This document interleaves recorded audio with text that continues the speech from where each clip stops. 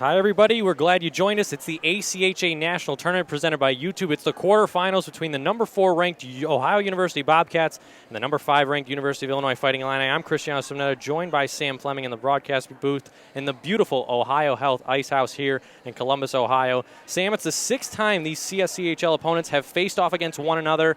Just another installment of a 37-year rivalry between these two teams. And it's got that feel of almost like this could be a semifinal or a championship game between these two teams, but we're only in the quarterfinals. And for both these teams, they played 2 of the closest games in the tournament. We saw Ohio escape in overtime against UNLV 3-2, and then Illinois trading back and forth with Jamestown. 2 shorthanded goals in that third period made for an exciting contest in the later stages. I'm really looking forward to this one. It's going to be a great battle out here at the Ice House. Both teams 5 for 5 on penalty kills, 0 for 2 on the power play. Do you see special teams making a big impact in this quarterfinal matchup between the Bobcats and the Illini? Absolutely. When you look at Illinois' penalty kill yesterday, it was one of the best in the tournament. 2 shorthanded goals in a game, that's very unprecedented. But you look at Cruikshank's goal that Illinois had, that seemed to change the momentum in their favor. And I think Illinois will dominate on the penalty kill if they can continue to play the way they have. But both teams are going to have to score 5 on 5. That's going to be the key to see who wins this hockey game. And the first person to score 5 on 5, that could be the difference maker in this game. Illinois had 3 power play goals against Ohio on almost 30 opportunities in the regular season / the divisional playoffs. You mentioned Eric Cruikshank's goal, the game-winning goal that he scored against the Jamestown Jimmies in the third period. Yesterday's game, Ohio had the day off after beating UNLV a couple of days ago in overtime. Do you expect that to be a big factor because Ohio had that extra day to practice and get some rest? I think it will help Ohio because a little bit of rest. UNLV did wear them down. And a big thanks to their goaltender, Jimmy Thomas, who robbed UNLV on the goal line pretty much in that overtime and led to the game-winning goal for the Bobcats. I expect that extra day to practice. I think Ohio will come out flying. Illinois is going to have a tougher test. I mean, as you said, this is the 6th time they're going to play each other. So we'll see what Ohio can do. They've got to find a way to get past the goaltender, number 29, David Heflin, who made some great saves for the Illini. It'll be a goaltending matchup for sure. Jimmy Thomas, David Heflin, we'll talk about them in just a couple of minutes. Ohio and Illinois, you always like to see the superstars come to the forefront in playoff atmospheres such as this. Gianni Evangelisti, 47 points in the regular season. Look on the other side, James McGing, 33 points for the Illini in the regular season. If you have to pick one side, I know it's before the game already, but which team's brightest stars will shine the brightest? That's going to be tough to pick. And you look at a guy like Evangelisti who can carry a team like Ohio, who's number 4. Very short roster for Ohio as well, short bench. It'll be interesting to see what they can do. But it's not been the star players who have stepped up sometimes in these games. It's been these guys that don't produce as much during the regular season, and then they come out to shine in the national tournament. But you look like a guy for James McGing, who had a great third period yesterday for Illinois. Stepped up big, made some turnovers, blocked some shots. I think it's going to be one player that stands out that we don't expect, and we'll keep our eyes on that in this game. One guy you like to mention that is not necessarily a big offensive producer in Gabe Lampron. 2 goals against UNLV, 1 in the third period, and 1 to seal the deal for the Bobcats to send them to this very game. Illinois getting goals from all seniors, Eric Cruikshank, James McGing, and Grant Stuve. Will we expect the defense to get involved in the offense, especially Jake Fiala for Ohio, the captain, as well as Joey Rittendale, who just had a 6-game goal-scoring streak snapped? I do expect the defense to get involved. We saw those in some of the earlier games that the defense did get up in the rush after they blocked a few shots, created some opportunities. And that'll be a key, too, to see who gets back first as well.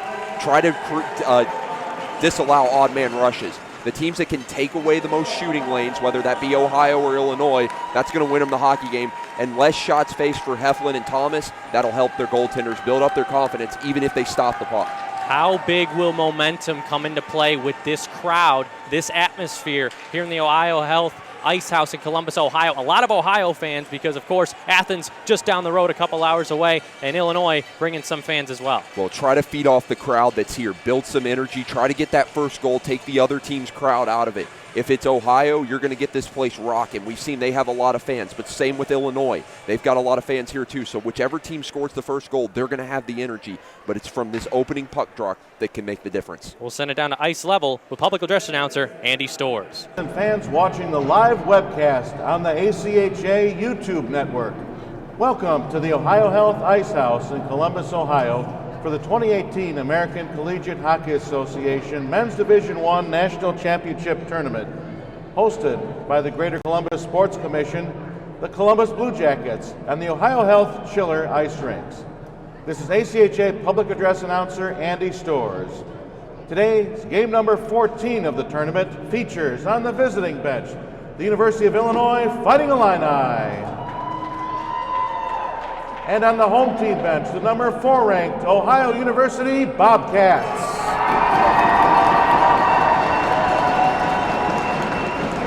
Let's meet the starting lineups for this afternoon's game. First, the visiting bench, the University of Illinois Fighting Illini. In goal, a senior from Mundelein, Illinois, number 29, David Heflin. On defense, a senior from Elk Grove Village, Illinois, number 2, Joe Rittendale.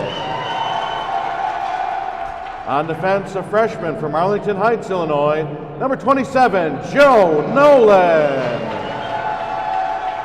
At center, a sophomore from Naperville, Illinois, number 24, Robert Ernsting.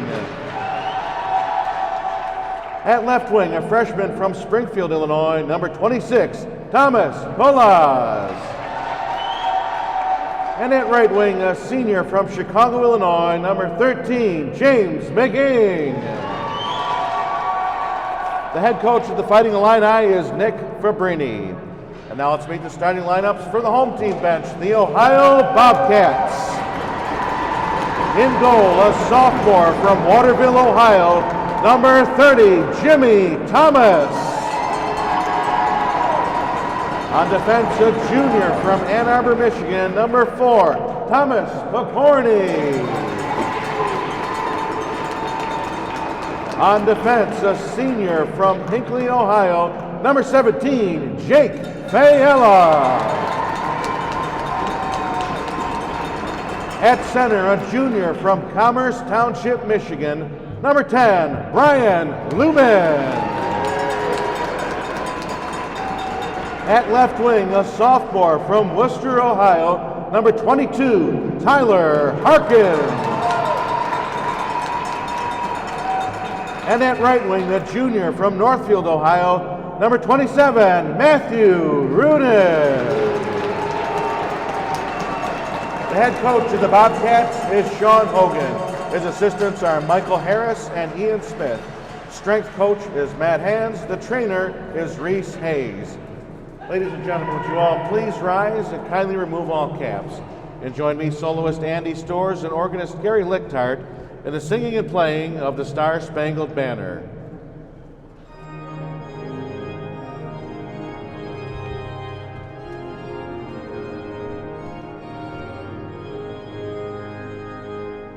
Oh, say, can you see by the dawn's early light what so proudly we hailed at the twilight's last gleaming, whose broad stripes and bright stars through the perilous fight o'er the ramparts we watched were so gallantly streaming, and the rocket's red flare, the bombs bursting in air, gave proof through the night that our flag was still there. Oh, say does that star-spangled banner yet wave o'er the land of the free and the home of the brave.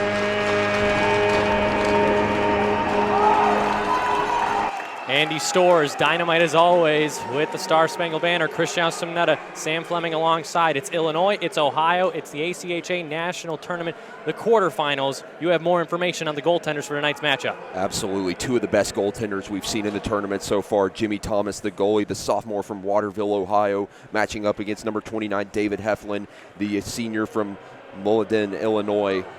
These two goalies have been impressive, and we talked about some of the saves they made, especially Heflin yesterday. Lost the puck for a couple moments, but was able to recover. And then Jimmy Thomas, the save that kept Ohio probably alive in this tournament. These two guys have gone head-to-head plenty of times. It should be fun to watch them in this national tournament. And the last time they did, it was February 9th in Athens, Ohio. David Heflin left in the third period after suffering a lower body injury. Ohio won that game by 2 goals. Jimmy Thomas in net for Ohio, first team all-league in the CSCHL, 25-9-2 on the season, 2.19 goals against average, .920 save percentage. And David Heflin's numbers, 11-8-2, 2.48, and .914.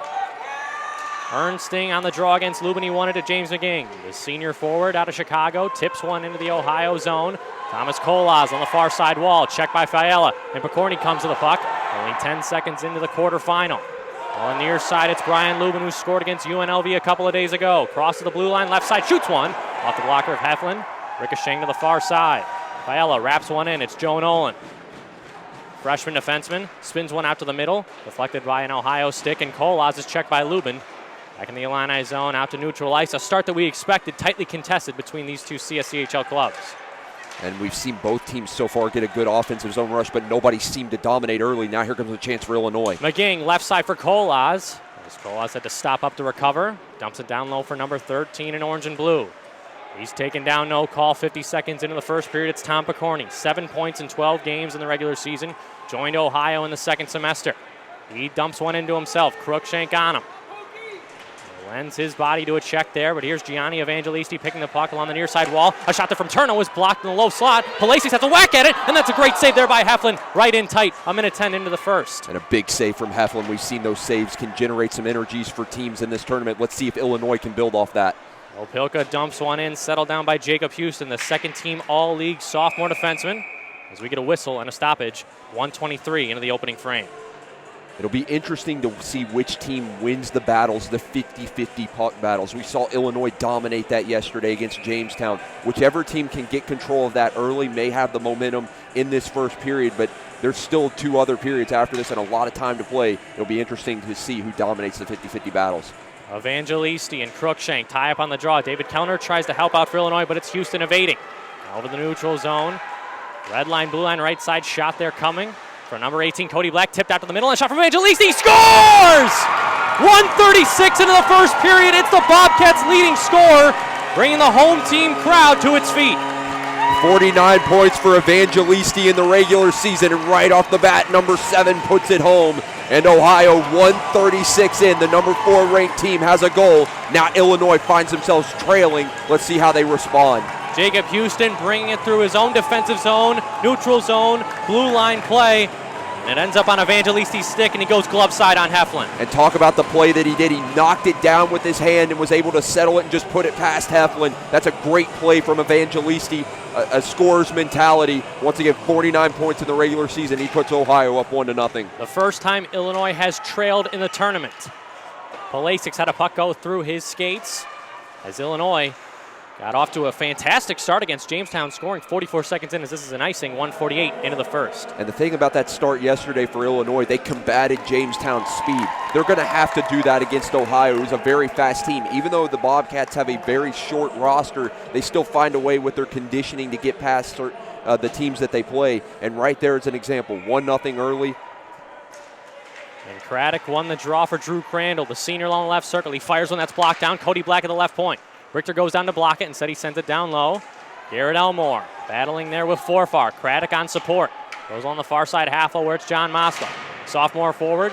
Tried to get it out, but was kept in by the Bobcats. Now Elmore again. Shielding the puck down low for Craddock. Forfar jumps the route and plays it ahead for Richter. Saucered one up, attempted for Moskva, but Illinois has to backtrack in their own zone. A turnover, Crandall. A tight angle shot. Stopped by the butterfly of Heflin. 17:38 left in the first period. Great rush for Ohio. Black to the left side, Elmore. Right side, Grant Hazel. Fires one through traffic. Eluded the glove of Heflin, but off the end boards. And sent back to neutral ice, but Ohio, the best team to start this game so far out of these two clubs, and they get rewarded for it with Evangelisti's goal. And we sometimes see that the team who gives up the goal has a bit of the energy, but it looks like Ohio's building. Here's another rush. And Zach Frank, the freshman, on the backhand. A shoulder save by Heflin. He covers. 17-12 left in the first period. Illinois making Jimmy Thomas's job a lot easy as he hasn't had to defend against a shot on goal this far. And to go back to that point, we've seen some teams who give up that first goal really build and say they don't want to give up another one. But it looks like Ohio's wanting to drive this advantage. We'll see if they continue to put up pressure. Slap shot from Garrett Jenkins off the draw. That one met glass. Directly behind Heflin, Mark Kendati checks a man, Stephen Quinn. Charlie Salk on the high slot. In Illinois' territory, Picorni dumps one back in. Novosel advanced. Garrett Jenkins, number 29, in white and green, 5 points in 31 games played in the regular season. Illinois comes back with it. Jack Graham, junior defenseman, over for Mark Kendati. The sophomore blue liner and back to Graham to the middle area of the ice. Tipped in there by Quinn. Only got to the blue line where it's Picorni. But Kendati with a nice step up there as Ernsting comes to the puck. Stephen Quinn left circle. He fires one, blocked off Fiala. 3:25 into the first period. Charlie Salk, checked by Picorni a bit along the far side wall. Picorni spinning away from Ernsting. It's the open man in Lubin. He uses the short glass and goes all the way down. This one will reach the goal line as Caprio and Opilka reach the hash marks. A whistle, offensive zone faceoff coming up for Illinois. One thing that you're going to have to see Illinois do is they're going to have to try to draw these defenders out from the middle of the slot area, try to put someone back door. It's going to take players like Ernsting and McGing to step up for Illinois that we saw yesterday. We'll see if Illinois can try to answer a good offensive zone opportunity here. Ernsting won the draw back for Joey Caprio, the senior defenseman. Floated one in, didn't get enough on it. Now it's for Tyler Opilka along the near side corner. Opilka back for Thomas Kohlhausing for a wraparound. Instead goes out top for Caprio. Through traffic, he shoots, deflected, and a great save there by Thomas, but it's ruled to be knocked with a high stick. As Kohlhaus right around the goal line, those are the chances that you're going to have to generate if you want to beat a goaltender like Jimmy Thomas. And you're also going to have to get traffic in front of Jimmy Thomas. You can't let him see that puck. He's too good a goaltender to not make saves when he's got a wide open lane to see the shot. If you're just joining us, Gianni Evangelisti's goal in the first 2 minutes of the first period, the only one we have so far. So the Ohio University Bobcats and University of Illinois fighting a line-up. Kohlhaus knocks down the puck, sends one ahead for Ernsting. Off the linesman's skate, but recovered by Houston. As McGing tries to close the gap on him. Jacob Houston, an excellent sophomore defenseman, 21 points in 31 games in the regular season, battling an upper body injury, but not significant enough to take him off the roster. Caprio on the backhand, now for Kohlhaus along the wall. Knocked down by Lubin, and a chance here for Zach Frank. Or rather, Matthew Rudin to the left side, now it's Houston. Houston, one hand on his stick, got it to the near side corner, comes away with it, spins one out in front, knocked down, and Illinois may have a counterattack. James McGing fan on the pass, kept in by Harkins momentarily, and he did keep it in. Now the right side, it's Houston, winds, fires, great save there by Heflin. The puck comes out of the low slot, another rebound chance comes in, and a whistle. 15-18 left in the first period.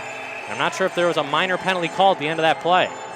And you can see the rivalry between these two teams kicking in early, a little aggression after the whistle, but Ohio sticking with the puck. Houston able to get a good shot off, generates a rebound. But once again, Heflin there to make the saves. You're going to have to see this number 29 make some big saves for Illinois. He did yesterday, and that's what allowed Illinois to drive home the advantage and win the game 3-1 over Jamestown. And a hooking minor coming up. So 15-18 left in the first period. Illinois already down a goal.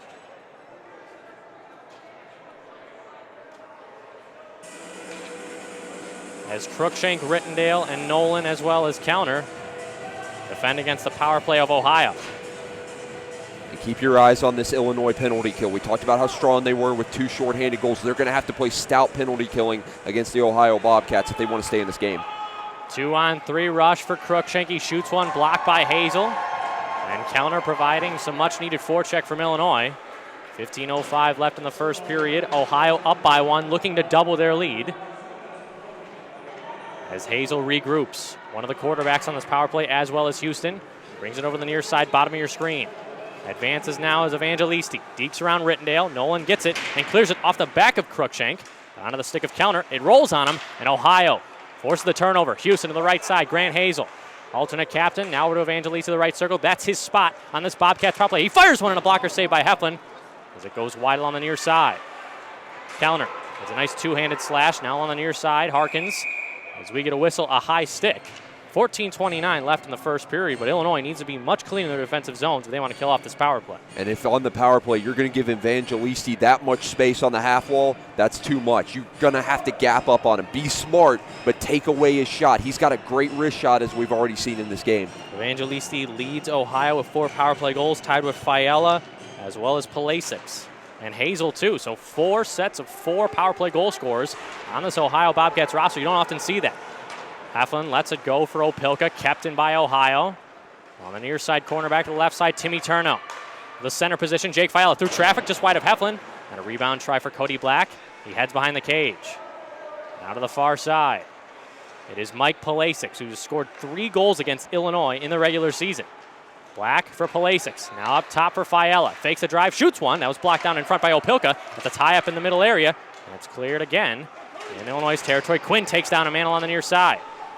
13:50 left in the first period, 30 seconds of power play time. Turno fires one out in front, and a great shot there off the goalpost. Oh man, Brian Lubin had a wide open shot above the glove of Heflin, but he hit iron that close to 2-0 Ohio. And I think Heflin may have got a glove on that as well. That's a great job by Illinois to recognize that rebound, get it down the ice. They've done a strong job killing off this penalty. Fiala now for Evangelisti. Eludes Rittendale, maybe a 3-on-2 rush for Ohio, but McGing with a nice back check. 5 seconds left in the power play.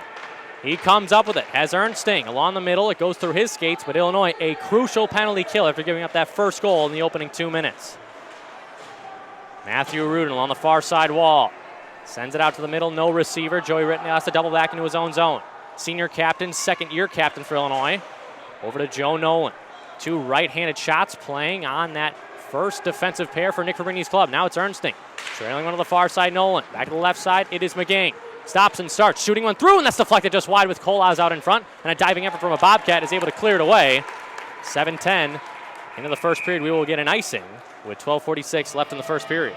And I expect this line that Illinois just had out there with some of these players like Ernsting and number 13, James McGing, some of those players are going to be the guys that need to step up for the Fighting Illini. We'll watch these guys closely. They had a big impact, as we mentioned early, in that game against Jamestown yesterday.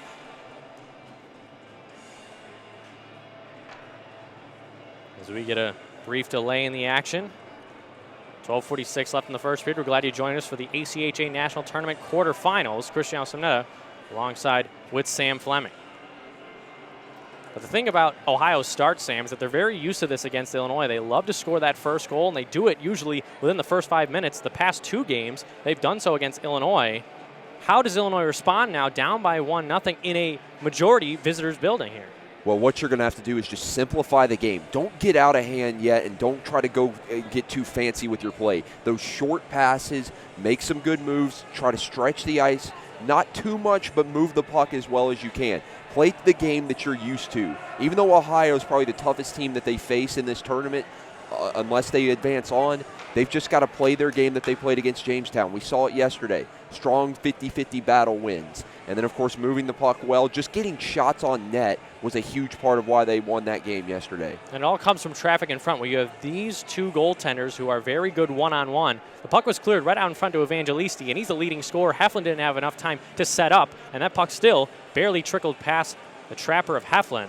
And it's 1-0 Ohio, but Illinois certainly needs to get more offense towards Jimmy Thomas, whether it comes from a shot off the half wall, from the end boards. It doesn't matter as long as it gets to number 30 in white and green. Well, remember how Grant Stuve scored yesterday. Just throw a shot on net, and you never know what kind of bounces you may get. Bounced off a Jamestown defender's skate and into the net. So if Illinois just throws shots on net, who knows what happens. May open up some lanes for rebounds. But Ohio has been quick to the loose pucks. That's the other thing. Whenever there's a blocked shot from Illinois or an attempted clear, they're right on top of that puck. So the Bobcats are recognizing the plays that Illinois are trying to do. Illinois may have to change up some things. We'll see what they can do. As we mentioned, still a lot of time left here in this first period and 2 more periods to go. So Illinois has plenty of time to try to get back to the game they're used to playing. Yeah, if you're just joining us, their 6th time meeting in this regular season alone, including 1 playoff game in the divisional semifinals. Illinois has won the last 2 games against Ohio, but 3-2. The Fighting Illini against the Bobcats this season, very evenly matched series, usually games decided by 1 or 2 goals. Cruikshank on the draw against Evangelisti. He won it back to Houston. To the far side, Cruikshank against fellow number 15, Drew Crandall, picked up by Evangelisti. Over the red line, blue line, far side, dumps it in. And rattles one to the near side where it's Harkins, picked off by a member of Illinois. That was number 22, Opilka. Sent ahead for Cruikshank, too far for him. And Houston curls and drags, blocked down by Counter, and he was checked beautifully there by number 8, Craddock. Harkins out in front. A chance for Crandall, but a nice recovery there from Opelka, who chips one out to the top of the circles. And Illinois dodges a blast there from Ohio, where it could have been another one-on-one chance against Heflin, and that's not how you're going to beat a team like Ohio. Here is Forfar behind his own net. Gets hooked a bit. 2 Bobcats go down, and it's Grant Stuve. Within his own circles, across his own blue line, red line through the middle area of the ice. Drew Richter on the near side, shoots one, easily patted away by Thomas to the far side corner. Forfar goes down low. Cody Black and Drew Richter come together along the end boards, but Ohio, another easy defensive zone exit. Illinois needs to be harder on them. They want to tie this game up, maybe a 2-on-1. Drew Richter left circle. Here he comes, he shoots, and he scores! Drew Richter!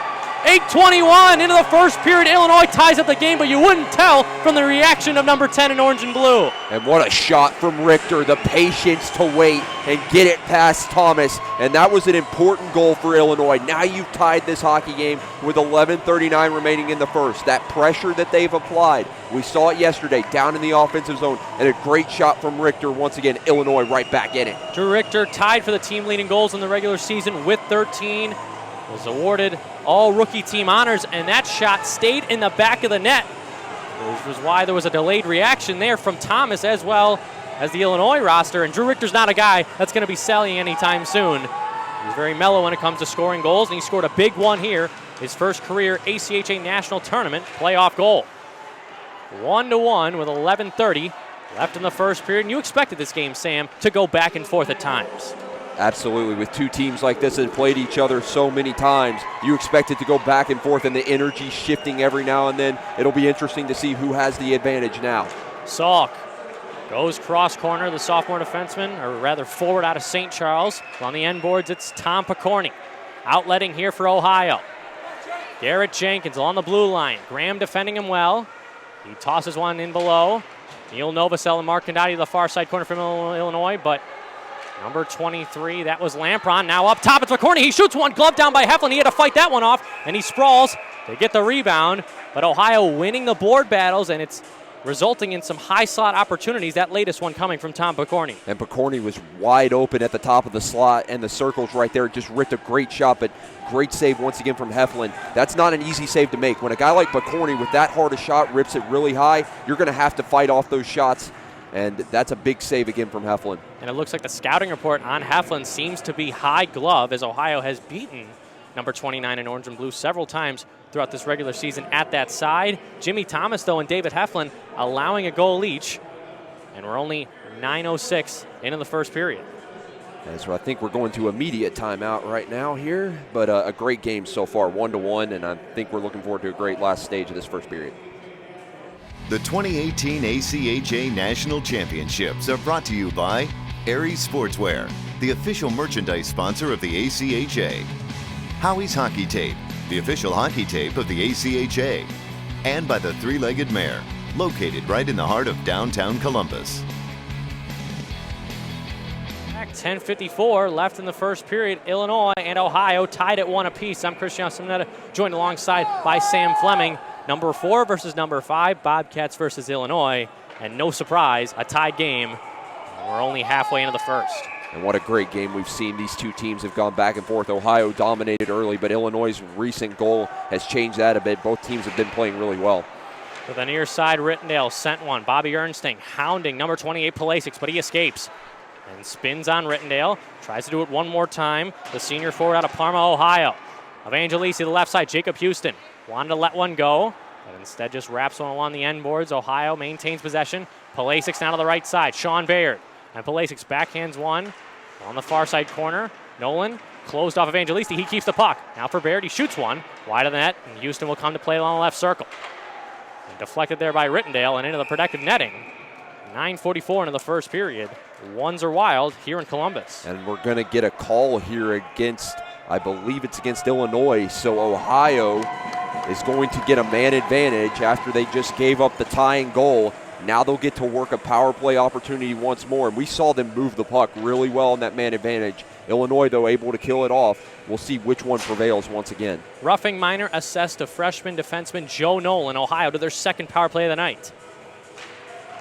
Cruikshank won the draw against Evangelisti, but Rudin won the loss. Now to the far side, Cruikshank battling forward against two Bobcats. Kept in on the right side. Houston, left side, shoots one. Blocked down in front, as that was number 19, David Kellner, getting his shin pads involved there. Halfway into the first period, tied at 1 between the Illini and the Bobcats. Hazel walks the line, goes to the right side of Evangelisti. Got the scoring started in this game now for Hazel. He shot one. Wide of the glove of Heflin. Coming back to the stick of Hazel. Far side option in Evangelisti.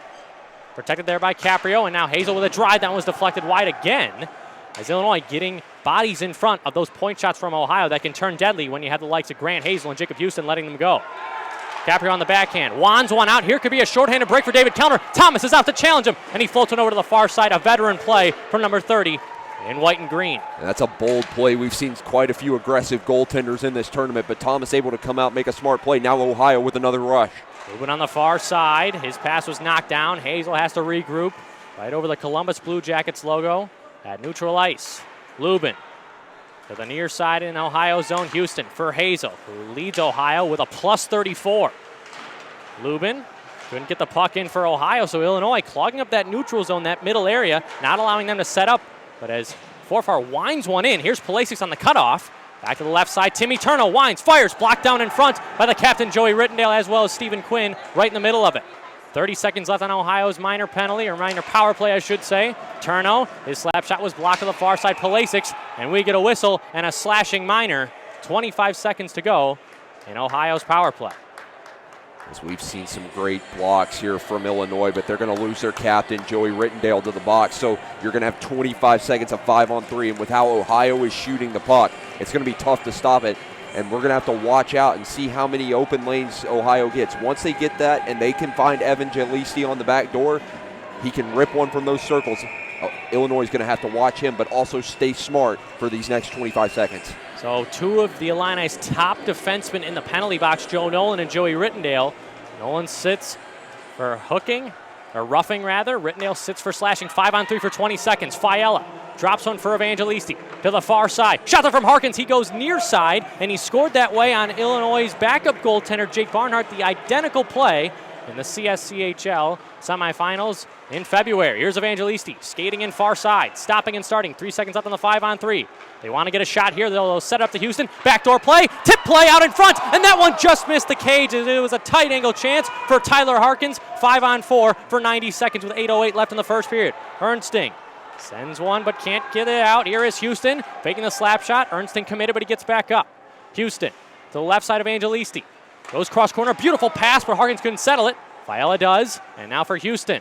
And the captain for Ohio, blocked by Joey Caprio. He pushes it to the far side wall, and Ernsting, looking like a Paul Bunyan on that one. He slashes one, and it goes up into the protective netting. Illinois, solid PK here with 1:07 left on the 5-on-4 for Ohio. But talk about golden opportunities. Ohio just had one out in front of the net, and one of the things you and I talked about, as games wear on, the ice has gotten rougher to play on. We've seen pucks hop over sticks. You wonder if there was some sort of crease in the ice that possibly made that puck hop over the stick. We'll see if that plays a factor later into this game. Crucial draw here. Lubin against Cruikshank to the left of Heflin at the far side circle of Illinois zone. And Cruikshank won it. Counter, swept one out to neutral ice, and it goes in between number 4 Picorni as well as Nick Gross. Haven't seen a lot of Nick Gross in this first period. He's out there right now at the right point. Sent in there by Ohio, and it bounced over Condotti's stick.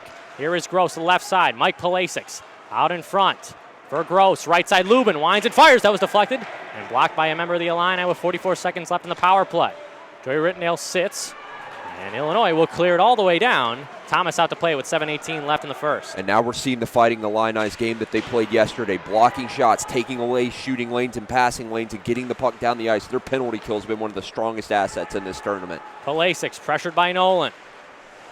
Number 27 in orange and blue rips one down again as it directs off of Crandall with 18 seconds left in the power play. Gross almost lost an edge. Here is Luke Forfar with a great shorthanded effort. He spins away from a couple of checkers and kills more seconds.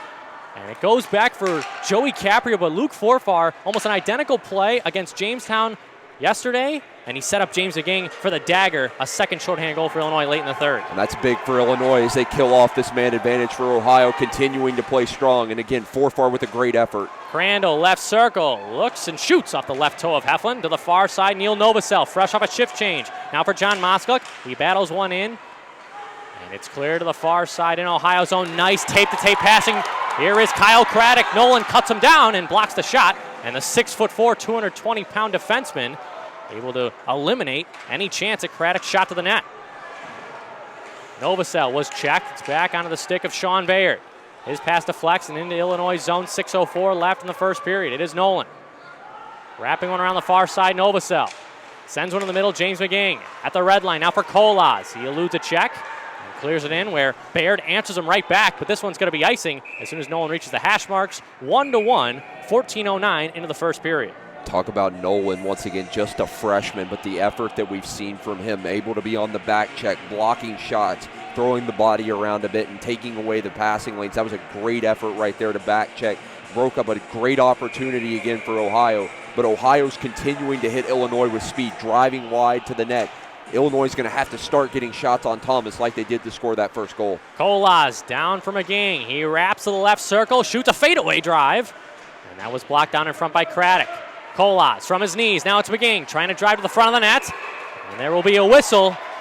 And Illinois will head to their first power play of the night, a slashing minor as McGing was eluding a pair and even three Ohio University Bobcats. 5:36 left in the first. And trying to draw penalties will be huge for Illinois. Ohio's a very good team 5-on-5 and a very good team, of course, on the man advantage. Now Illinois with the man advantage. We'll see if they can generate something with that more open ice. Again, they play on that Olympic sheet ice, a lot of space to work with.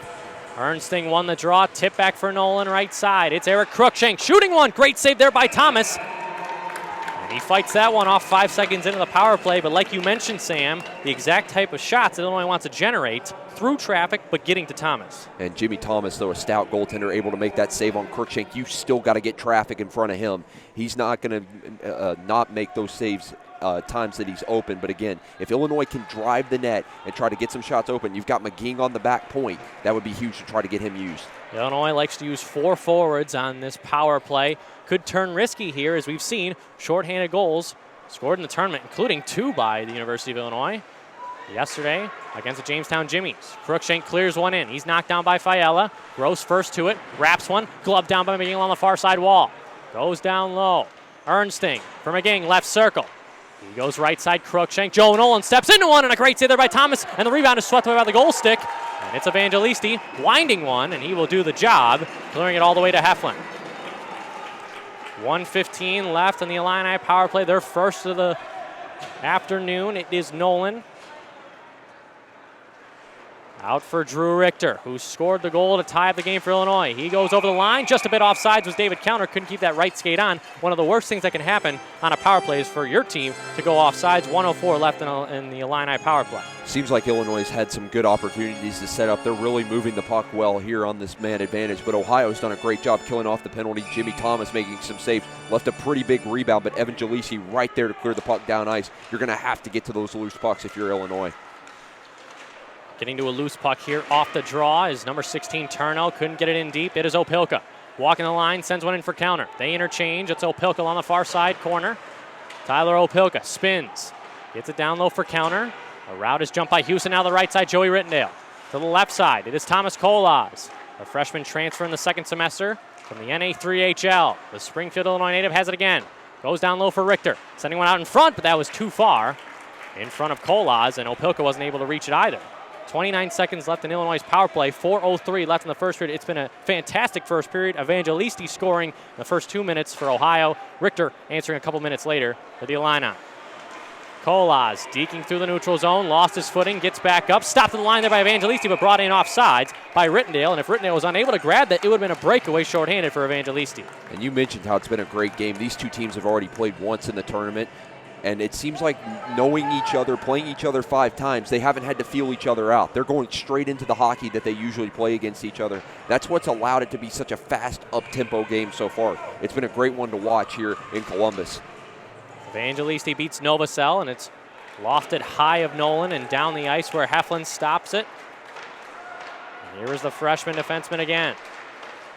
Ohio has killed the power play. Back to even strength. Joey Rittendale, the captain, over the blue line. Shoots one. Blocker save there by Thomas. It comes fluttering into the air. And it's Neil Novus on the left side. Joe Nolan looking for deflection. Another side rebound. They score! It's Stephen Quinn! The sophomore gives Illinois their first lead of the game. 3:26 left in the first. And just getting shots on Jimmy Thomas. Nolan puts one off the blocker, and a big rebound for Stephen Quinn. And Illinois, who was down 1-0 early, has taken the lead with 3:26 remaining. Stephen Quinn, who snapped a 17-game goal drought, scoring against Ohio in the CSCHL semis a couple of weeks ago, pounds one in on the doorstep. So a 2-game goal scoring streak for number 7 against Ohio. And you just watch Nolan throws that shot on. Quinn is right there out in front of the net. He provides some traffic, and he's able to get there and pick up the rebound, and that's given Illinois a 1-goal advantage. But Ohio trying to respond and respond quickly. They dump it in. David Heflin comes out to play it. It's a far side man in Kolaz. Now for Ernsting. He's run late a bit by Baird. Clean hockey check, though, and it's flipped to the neutral zone where Kolaz grabs it and finesses around a man and dumps one in. Goes off for a line change with 3:03 left in the first period. Stephen Quinn, a big goal here, his first career playoff goal in the national tournament. To the left side, here is Garrett Jenkins at the other end. Taking Graham wide, he spins one to the far side corner. It's McGing. Illinois may have some numbers. It is Ernsting, 3-on-2 rush. Bobby Ernsting spinning one for Graham, but just a bit off sides.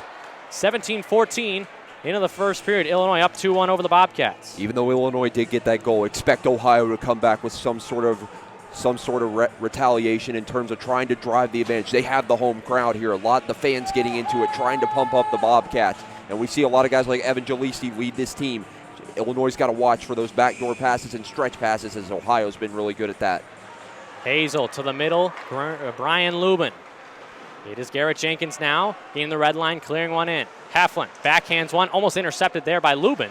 But Opilka recovers for his goaltender, now to the near side. Illinois with a rare blunder in their defensive zone. It's Joey Caprio over the red line. He'll hit the blue line, has Forfar coming in. Instead he fan on the drive. Richter wanted to come in with a poke check, but instead Matthew Rudin got it out to center. Forfar, sophomore forward out of Darien. His entry attempt was blocked away by the knee of Harkins. Back onto the stick of Opilka. And here is Caprio out of Bolingbrook, Illinois. Tips one for Drew Richter. Nice play there from Lubin. He'll gain the blue line left side into the Illinois zone.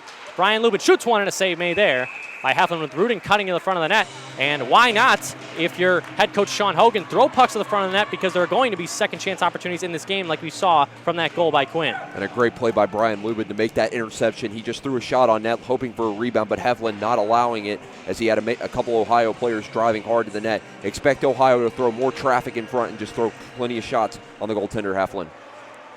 Evangelisti and Rittendale exchange some hacks and whacks. It comes out to center ice. David Kellner may have a rush. 2-on-2. Here he comes right circle. He shoots. Great blocker save there by Thomas, who cut off the angle. And the ricochet off the waffle board goes into the protective netting. 1:48 left in the first period, but a great rush from number 19 in orange and blue. And a great blocker save by Jimmy Thomas. He's had a strong blocker, as we've seen early. He did give up one rebound goal to Quinn that has been the difference here, but he has made some good saves with that blocker side. If you're Illinois, you got to try to shoot it low on Jimmy Thomas, see if you can get some rebounds. Mike Palasic, 31 points in 37 regular season games. Brought the puck out of neutral zone, but it's counter on the left circle. Drive was blocked there by Houston. With 1:35 left in the first period, Palasic will get to the puck along the near side in the Ohio zone. And wanting to clear it, can't do it. Counter out in front for Crookshank. Hit him in the skates. If he was a right-handed shot, may have been able to release it, but he's a left-handed one. And Ohio with some numbers. Palasic with Fiala training in the middle. Here it comes, and he scores! Jake Fiala ties the game for the Bobcats. The captain does it. 1:19 left in the first. But that starts with Palasic forcing that turnover in front of the net on Crookshank. He drives it down, and it's the captain Fiala, and we're back tied up. This game's going to go back and forth once more. Jake Fiala, the senior captain, second team All-League in the CSCHL. 7 goals in the regular season, and that one fooled Heflin, as it may have redirected off the stick of Rittendale. And a great pass by Palasic to find Vanella out in front of the net, and he just drove hard out in front. That's what you got to do, come down the slot with some speed and try to put shots on net. And we're tied at 2 again. The last time these two teams met, Sam, 5-4 win for Illinois. 7 goals in the second period between those two teams. 7 goals in about 10 minutes as we get an icing. 1:05 left in the first. And we've already got 4 here in the first period, so are we in store for a very exciting second period? But as we mentioned, 1:05, still a lot of time left for something to happen. I don't want this period to end. It's been a great start to this hockey game. I don't think anyone does either, Sam. 1:05 left in the first. 2 goals aside. Ohio versus Illinois. This is getting fun. Novosel lost the draw to Frank. But recovered here by Opilka. 3-on-2 for Illinois. Dumped in Charlie Salk, attempting to beat respective number 11 in Houston. Lofted there, maybe a 2-on-1 for Ohio. Here is Jenkins, right circle. He goes into the middle, and that was deflected just wide by Lampron. Maybe the go-to guy for Ohio in this year's playoffs. Already 2 goals in that first game against UNLV. Houston in the neutral zone. Goes cross corner. Beautiful recovery there from Lampron. On the right circle, shoots one pad save there by Heflin. And Caprio wands one on the right side. Biella wants to double his magic. That shot was deflected. And here comes Thomas Kolas against Houston. And Houston fights one back to the neutral zone. Salk goes for a change, and Jenkins picks up the puck. He spun around Nolan momentarily. Absorbs a hit there from Ernsting with 20 seconds left in the first period. Crandall, checked by Opilka. Behind the net for Craddock. Watch out for the middleman in Elmore, but it's cleared behind the net. Sean Bayer, tight angle drive. That was a sliding block there from Tyler Opilka with 9 seconds left in the first. Dumped out. Great block there from Nick Gross. Or else Thomas Kolas may have had a walk in 3 seconds, 2-1, and the shot is blocked. And that is how we end the first period. 2 goals aside. Illinois against Ohio. What else could you expect from these two teams? Just a great opening period. Not a dull moment in this game. They came out strong. A lot of speed from both teams. They get 2 goals each on the board. I think we're in store for a great second period as both teams seem to be feeding off each other's energy, fighting hard for the loose pucks, and it's been a great game. If there's one team that has the edge going into the middle frame, who is it and why? I think it's Ohio just because they got that most recent goal. They get it from their captain, Jake Fiala. They seem to have a little bit of energy, but we've seen Illinois, even though when they give up goals, they don't quit either. I think it's tough to determine. I just give the slight edge to the Bobcats. We'll send it to Matt Coma, who had a chance to sit down with Greg Murray, the public address announcer for the Columbus Blue Jackets. Thanks, guys. We're inside Nationwide Arena, home of the Columbus Blue Jackets, and we have the public address announcer for the Blue Jackets, Greg Murray, joining us here in their intermission report. First off, thanks for spending some time with us, Greg. Well, thanks for having me, Matt. It's a great weekend for hockey here in Columbus. We had 3 Blue Jackets games this week, Tuesday night, Thursday night, last night against the Detroit Red Wings, high school hockey, and, of course, your tournament that's like a gajillion games in just a couple of days. Yeah, so you are the public address announcer, so just kind of give us a rundown of what you do during the Blue Jacket games. So this is what I tell people. I announce the goals and the penalties inside the arena and say Jackets on the power play where applicable. That's kind of become my signature call here in town. All right. What would you say is your best moment calling games for the Blue Jackets? Oh, my gosh. There are so many. Playoff games are awesome. The atmosphere here at Nationwide Arena is just – it's unbelievable. It's so loud where I'm talking with, I work from the penalty box, so the guys – sit this close to each other and we can't hear each other because the arena's so loud and the crowd's so pumped up. When our owner, Mr. McConnell, passed, I had the honor of kind of facilitating opening night after that happened, where he honored him. He made such a big impact on the community here in Columbus by bringing the NHL here and making this happen when there were a lot of obstacles in Columbus that really were keeping this from happening. He stepped up, and Mr. McConnell said, if nobody else will, I will. And here we are 18 years later, and it's just such a great thing for the community. Yeah. How long have you been with the Blue Jackets? Since day one, actually. Really? I have done every single Blue Jackets home game in Nationwide Arena. Actually, I knew we were going to talk today. So last night was my 678th consecutive Blue Jackets home game that I've announced. No one else. I have not let anyone else breathe on my microphone. No sick days, huh? Ever, no. The running joke until this season, I never had a backup, was if Greg gets hit by a bus, we're going to have to cancel the game. So. So just give us a rundown. Since you've been here for the entire Blue Jackets season, how's the team's doing this year? The team is doing well this year. As with any expansion team, except for the Vegas Golden Knights, which this year are doing something that is unprecedented in Major League sports. Yeah. They are doing so well. We've had our up years, we've had our down years. We're a very young team this year. We're a very skilled team this year. There's also a learning curve. We're sitting in the playoffs right now, but as it is with every single year, every team's trying to get as many points as they can and get as high in the rankings as they can. And we're looking forward to another playoff run this year. All right. So, and Columbus is playing a couple of games while we're the neighbors right next to the building. We're hosting the ACHA Championships. You had a chance to come by yesterday and check it out. Just your thoughts on what we're doing just right across the street. Yeah, this weekend, like we were talking about, there's a lot going on. Professional level and your level and the high school level. For the past 15 years, we've hosted the Ohio High School Athletic Association State Championships. Cleveland St. Ignatius playing today, and Toledo St. Francis de Sales. And so I've been down here all yesterday and today. Awesome. And it's just been awesome. It's just been awesome to see all the hockey that's going on. I think it's got to be pretty cool that you have so many different levels of hockey that are going on at the same time. You have the Blue Jackets, you have high school, you have college national tournament games. That's just got to be great for the city of Columbus to see all this kind of hockey at different levels. Yeah, it really is. And if people have lived here in town, to see the sport grow in Columbus has just been unbelievable. We're to the point where it's really difficult to get ice time. So they're adding sheets of ice at Chiller North, where you guys are. They're adding a sheet of ice. There's talk of another couple of rinks coming into town privately owned. And whether or not that happens, we don't know. But just the fact that we need that ice is just amazing for the sport here in the city. Yeah. One of the teams in our national championship tournament at the D1 level is Ohio, that's playing right now. That's, I hear, your alma mater.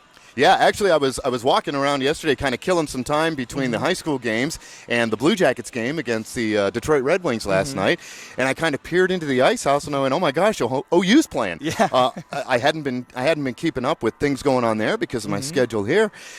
So I'm like, I got to go sit down and watch this. So they were playing UNLV, went to overtime. Bobcats won. Yes. And so it's awesome to see your alma mater playing in a great event like what you guys are doing. And really, I got to tell you, the broadcast that you guys are doing is just so cool for people, all around the country who aren't able to get here to Columbus to keep up with, their favorite team. Oh, very nice. And we appreciate you guys and the Columbus Blue Jackets hosting us here in the Chiller Ice House, just right now, the practice facility for the Blue Jackets. Yeah. We're literally in the same building here at Nationwide Arena. Yeah, very unique facility where the practice arena is attached to the main arena, and a lot of teams around the NHL are looking at doing that and trying to emulate that idea. Yeah, too. We've seen a couple of fans that are kind of during intermissions, kind of peering over and watching some of the games during intermissions. Yeah, it's really, very cool. It's been a really fun time. And just how big is it for you to be? I know you do voicing for other projects and doing different sports and stuff like that. But how big has hockey been in your life? I don't often admit this, but I knew nothing about the game of hockey before I applied for the job as the Blue Jackets announcer. I knew that I could read scripts. I knew that I could do public appearances, but I didn't know the sport very well. Hockey has become just a passion of mine. Both of my boys grew up with me announcing games, so they love coming down to the games, especially my older son. But to be a part of this is really it's really an honor. There are 30 guys in the world that do what I do. They get to announce for an NHL hockey team, the best team in the entire league. So it's really an honor to get to do that and to have that platform to kind of talk about other things that are near and dear to my heart. My family is very much involved with the Central Ohio Alzheimer's Association. My wife's mom ran a long marathon that ended last spring with Alzheimer's. So we try and use this platform, this thing that I do, to talk about and embrace bigger, even more important things than just the sport. Okay. And, of course, we work, the Blue Jackets Foundation works with pediatric cancer, and there are so many things in the community that are tied to the sport that are so much bigger than just that 3 hours that you're here at the game, watching a great product that is NHL hockey. Well, thank you, Greg, so much, and Yeah, thank you thank for you. everything that you're doing. The Blue Jackets helping us out. The Blue Jackets helping out the community here in Columbus, and especially you helping us out. You fans may recognize his voice. He's been our sponsor. He's been reading the sponsors for our media timeout. So thank you so much for helping us out, and thank you for spending some time with us. Well, I appreciate the chance to talk to you guys, and good luck the rest of the way. The broadcasts are great, and good luck the rest of the way, and go Bobcats. Yes, go Bobcats. We'll see the Bobcats coming up in the next period. We'll send it back over to the Chillers Ice House for the call of the next period, guys. And thanks for that, Matt. We'll send it to intermission here at the Ohio Health Ice House in Columbus, Ohio. Illinois tied with the Ohio University Bobcats 2-2 after 1.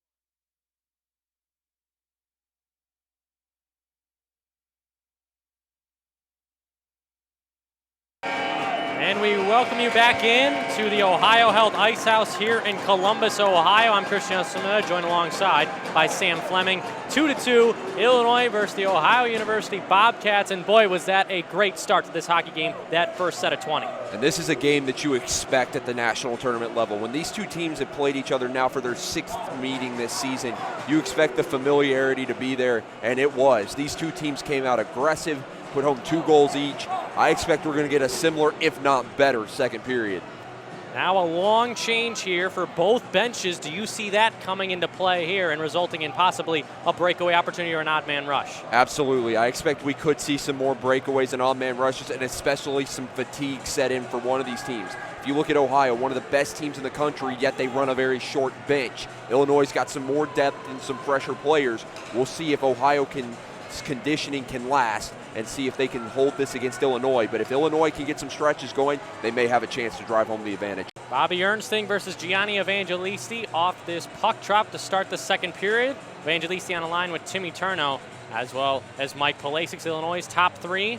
Bobby Ernsting, Thomas Kolaz, and James McGing. And on the back end, Joey Rittendale, Joe Nolan. And for Ohio, Tom Picorni and Jake Fiala, who came up with that huge goal to tie up the game late in the first period. That was a crucial goal from Fiala. He drove hard to the net and just got a stick on that and redirected it past Heflin. That was a big goal for Ohio to get them right back into this edge of this hockey game. To start the second period, it's James McGing wafting one in along the end boards. Picorni wraps one on the far side. Rittendale kept it in, shoots one intentionally wide off the end boards and ricocheting off the outside of the cage as well. Pressure there was Picorni. Ernsting on a toe drag. It is Kolaz. To the left side it goes for Nolan. Joe Nolan out of Arlington Heights. Nice stop and start move. He'll dangle through a pair. But taken away here by Turno, kept in by McGing, and flipped out to neutral zone where number 13 has to protect and clear it back in. Fiala to the far side. Bobby Ernsting has to wait up until Kolaz reaches the blue line to skate into the offensive zone for Illinois, but Fiala with the puck. Polasic down left wing into Illinois' territory. Ohio going from left to right in this second period. Illinois going from right to left. It's McGing. Now onto the stick of Grant Stewie. Over the red line, blue line, left side. Shoots one. Blocked there by Matthew Rudin. And out in front, Fiala able to recover for Ohio. As a feeling out process in this second period in the first minute of it. As nonetheless, 4 goals have been scored in the first period, but we may see the tides change for either one of these clubs based off one play. One play can determine a hockey game. You like to say that a lot, Sam. And none can be truer when these two teams come together. And it'll be interesting to see who gets that advantage early in this second period. Jenkins out in front, or rather Harkins now to the far side. Jacob Houston, rather, clears the puck in wide of Heflin. To the near side it goes. Harkins spinning away from Nolan. Right on your screen there, he goes to the right side, to the left side. Houston with Sean Baird. Goes to the center point, and now to the right circle. Flipped out in front. Here's Lubin. He shoots one that was blocked down. A crucial one from Tyler Opilka. As Lubin had some room along Heflin's blocker side, the net becomes dislodged. 18-18 left in the second period. 2-2 between the Bobcats and Illinois. And you mentioned that we like to say one play can make a difference in a hockey game. It doesn't necessarily have to be a goal. It can be a block shot, a save from one of these goaltenders, a 50-50 puck battle win, face-off wins. We've seen that be a determinant in these couple hockey games that we've called together. It'll be interesting to see what that one play is between Ohio and Illinois. Jenkins on the draw, but Illinois won it. Now behind the net, it's Opilka. Pressured there by Lampron, as well as Frank. Lampron was poked. Zach Frank, the freshman. Nice hesitation move down to the left side. It's Houston. Fakes a slap shot, looking for a deflection. Knocked down by Nolan to the right side in Illinois zone. 17:55 left in the second period. As Illinois wants to exit their own zone, counter Stuve and Cruikshank, the forward grouping out for Illinois. As Nolan regroups behind his own net. Goes up the middle looking for John Moskluck. Nice breakdown there from Cody Black. And Houston comes to play it to the neutral zone and onto Opilka's stick for Eric Cruikshank. His backhanded effort wasn't strong enough. Couldn't get it deep. Houston evades him. Goes down, slips, and swipes one to the near side corner in Illinois zone. Opilka, Effingham, Illinois native, the junior defenseman, goes up the ice for John Moskluck. And Kellner was gassed on that shift, or that could be a partial 2-on-1 for Illinois. Moskluck lends his body to Black behind the net. 17:15 left in the second. Drew Richter out in front, just in front of Forfar, and he was wide open in the high slot with a chance to beat Thomas. And we've seen Illinois start to stretch the ice a little bit. Moskluck was cutting backdoor, looking for a breakaway opportunity. Watch for the Fighting Illini to do that more.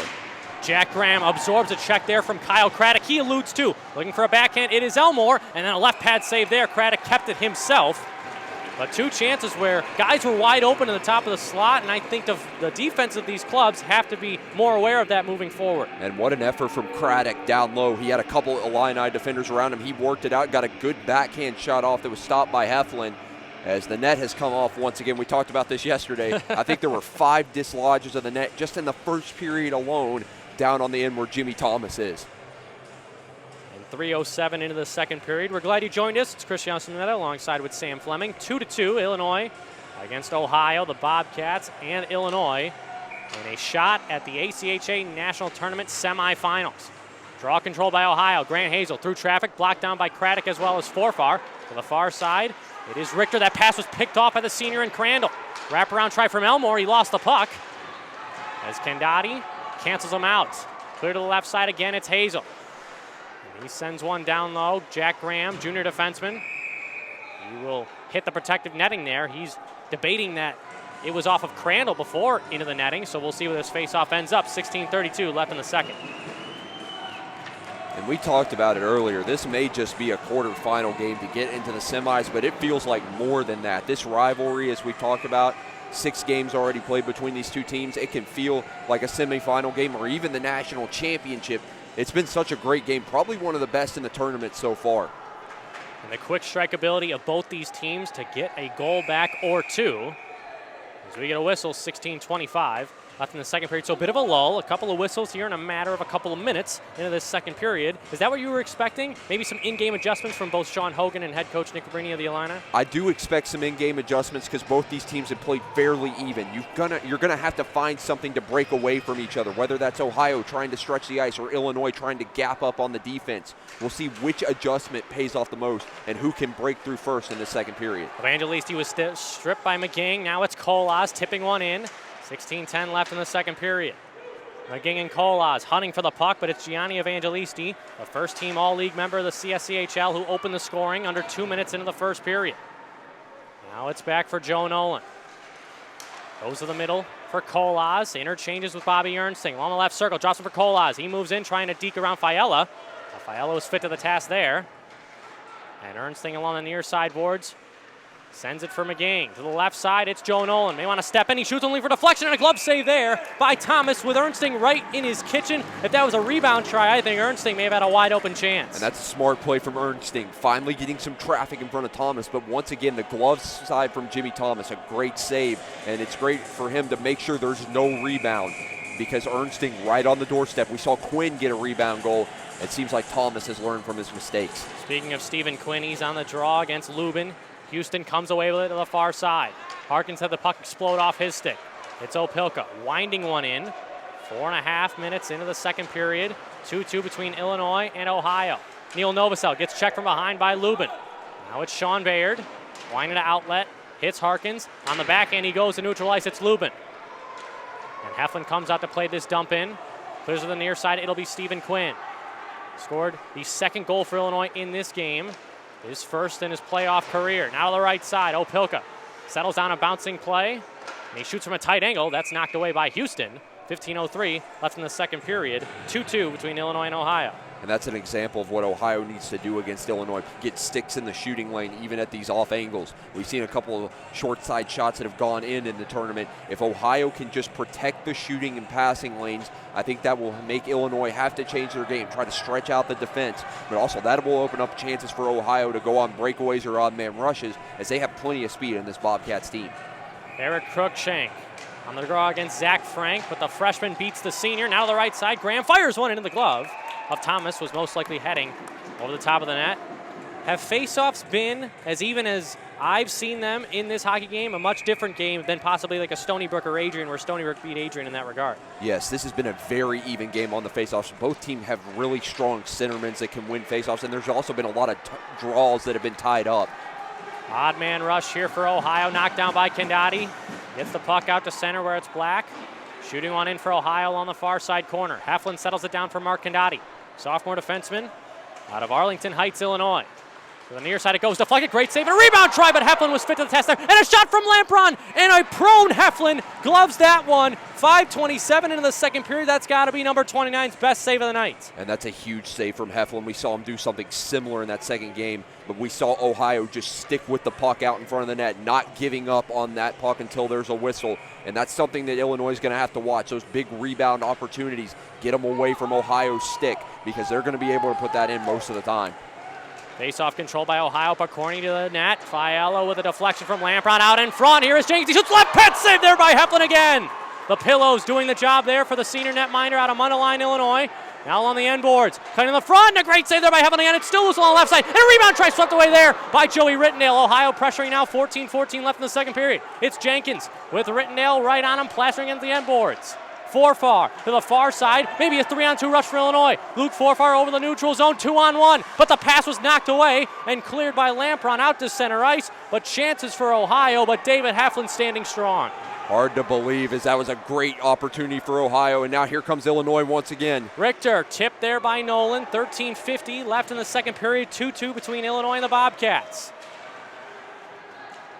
And Kyle Craddock, Garrett Elmore, 20 points in 33 regular season games. Drops it for Picorni. That wrister, or slap shot rather, went wide. Maybe a 2-on-1 for Illinois. James McGing. Colaz on his right. McGing out in front for Colaz. That pass was too hot to handle. And he sends one into the middle where Crandall reverses here. And we're starting to see a track meet here, Sam. Both these two teams exchanging off the rush chances. And one series of play in a hockey game, and there it goes. This switch has been flipped on. The energy is there. Both teams rushing up the ice with odd man rushes. Shots on goal, chances, great goaltending. I don't think you could ask for much more in this game. Craddock on the draw against Ernsting. Number 8 in white and green won it. Back to the left side, it is Houston. His pass down low was tipped away by Ernsting, but onto the stick of the senior in Craddock. Or rather, the freshman in Craddock, who had one goal against UNLV. To the near side it goes. The Bobcats with some great zone time. Opelka overskated, bounces one into Heflin, who will just eat it. 6:57 into the second period, but Ohio has been able to keep the puck in Illinois' end and start the cycle more than Illinois has. A lot of cycling, a lot of good passing, short passes, nothing too fancy, nothing too far. They're trying to keep it simple, and that's what's going to win you games at this national tournament, simplicity. I know it's a little bit of your typical bread and butter terminology, but you have to keep the hockey game simple if you want to win. Faceoff was dropped unfairly. Quinn will duel against fellow number 7, Gianni Evangelisti. Both goal scorers in this game, both wear number 7 on their backs. And a shot there, awful board away by Heflin, and a drive there from Gross was also blocked and punched away by Illinois, where it's Timmy Turno. Well, on the red line, lost it, dumped in by Illinois. Thomas out to play it, sends one over to the far side in Houston. He absorbs a check there from Novosel. Gross looking up ahead, and an example of a stretch pass here, Sam. Now it's Pulasic's far side, shoots one tight angle. Right pad save there by Heflin. Wanting to get the rebound was Pulasic, but he overskated. It's Salk. Up for Quinn, that pass was deflected. No icing, 12:30 left in the second period. We've also seen no penalties in this middle frame so far. Mike Pulasic sends Evangelisti up ahead. Rittendale, the captain, closing down in on Evangelisti, who takes him wide. Now to the far side, or rather near side, Black to Houston. Lost it in his skates, but a great recovery here. The center over the right circle, Evangelisti. To Houston once more. He shoots one through traffic. Look on the outside there. Was a chance from Cody Black, rushing in at that right side. But Illinois will clear this one. No icing. Thomas skates in the high slot to angle it to Gianni Evangelisti. And Black had a good opportunity, just threw a shot on net, and almost a fortunate bounce on the net of Heflin, but it was just cleared out by Illinois. Nolan forgot the puck. It is Rudin skating, leaving it for Hazel, and a one-time effort there was wide of the glove. And now along the left side again for Cody Black. Rudin behind the net, looking for a near side pass, and a save there by Heflin. And out in front for Rudin, he shoots. Oh, off the mask of Heflin. My goodness. Jock Plant was the first to wear one in the NHL, and I think David Heflin is lucky that Plant made that discovery. And that was a big save from Heflin. You can use anything on your body, the mask, the pads, or the gloves and the blocker. And that was a great save from Heflin, but we have seen Ohio start to dominate in the offensive zone. The movement with the puck. Every player has a good opportunity to shoot it. Hard wrist shots, even some slap shots mixed in there. But Illinois has played really strong in the defensive zone. More face-off wins for Ohio. It is Lubin. And for Black. Runs one down low. To To the left side it goes. Now here comes Drew Richter in a foot race against Lubin. Cleared away to the far side, but an example of Drew Richter's speed against Lubin, and a nice hit there by Forfar. Richter attempting to force a turnover. It's Forfar on the backhand. Nice pass for Richter. Illinois with some zone time. Joey Caprio stepping in, looking for deflection. That's wide of the cage. And Tyler Harkins will get it, the sophomore forward. It is Opilka, number 22 in orange and blue. Clears one, and he'll be the first to get it. Opilka on his backhand from a tight angle. Had that knocked away. He plays it for James McGing. McGing on his backhand out in front, and that shot was blocked away in front by the defense of Ohio. Looking for a rush here. Matthew Rudin just out of the reach of him as Caprio wants to close the gap. 9:20 into the second period. 2-2 Illinois against Ohio. Opilka has Kolaz left side, instead goes for James McGing through the neutral zone. He toe drags and dekes again around Lampron. Will attempt once more, and he gets hit there by Fiella. 10:25 left in the second. Ernsting won the battle against Jenkins, got it down low for Picorni. Jenkins receives the pass again. It's knocked down, and the Bobcats wanting to move north instead of east-west. Picorni dodges the official and instead goes off sides as Zach Frank couldn't hang on the line. 10-10 left in the second period. We've seen the energy pick up and the momentum. Even Illinois now starting to get some good opportunities to rush the puck up ice. You see guys like Ernsting, who's forechecking really hard. The body's being thrown a lot more in this period, and it's been a great hockey game to start so far. It's going to be interesting to see which team can break home the advantage and try to finally take over this hockey game. Graham to Condati, now for Neil Novosel on his side of center, so this will be an icing. 9:57 into the second period, and Illinois has their third line defensive pair out and their fourth line forward groupings.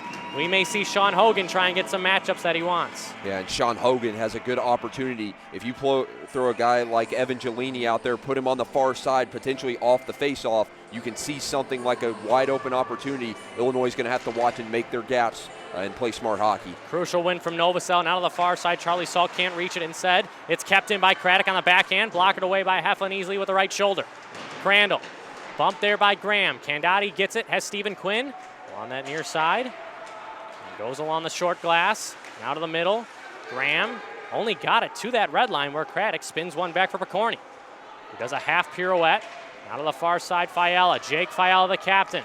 Looking forward, and this one will not be icing, despite the fact that it missed Craddock. Novosel tips one for Elmore. Garrett Elmore spirals one down low. Rittendale and Crandall coming together, a big collision there from a pair of seniors. And a two-man dog pile in that far side corner. 9:17 left in the second period. Novosel goes down, hacks and whacks. Ohio back to the puck. Crandall pestered there by Rittendale. One hand on his stick, and he gets it out for Illinois. It's David Kellner chipping one around Houston. He's on the attack against Bayard. Sean Bayard. Elmore couldn't handle it. It is Stuve who had Cruikshank filtering in along the left side. But instead, Illinois can't capitalize and get a shot on goal. 8:55 left in the second period. Good play down low from Illinois to get that out of their zone, trying to drive home some opportunities, throw it out in front. Ohio's trying to set something up now to stretch Illinois. It is Jake Houston on that near side. Great pass for Palasic. He goes skate to stick, feeds Evangelisti, but a great break up there from Nolan, or rather Rittendale, and now Thurno out in front. And Nolan sent one to Eric Cruikshank. Could be a 3-on-2 rush for Illinois. Cruikshank plays it for Stuve. Stuve on the backhand stops and starts with the puck just fluttered off his stick. And Jake Houston, the defenseman, leads the rush for Ohio the other way. Right circle, he's in on the backhand. And wanted to wrap one through Nolan, couldn't do so. Great pass from number 27 to Drew Richter. Richter going wide on Evangelisti and wanting to go wide on Hazel. It's Richter, he cuts to the front of the net, but that shot I don't think was ever gotten to Jimmy Thomas. After that end-to-end rush there from Drew Richter, it's a whistle and an icing. 8:03 left in the second. And Richter just about walked through 3 Ohio defenders, but a great defensive play from the Bobcats to knock that off the stick so there was no shot on net. They sent it down for icing, but still, that's a great play that you have to make. You just have to get the puck deep, play smart hockey. That's exactly what the Bobcats have done. Crucial face-off as Evangelisti has been out there for at least a minute. And that was dropped unfairly.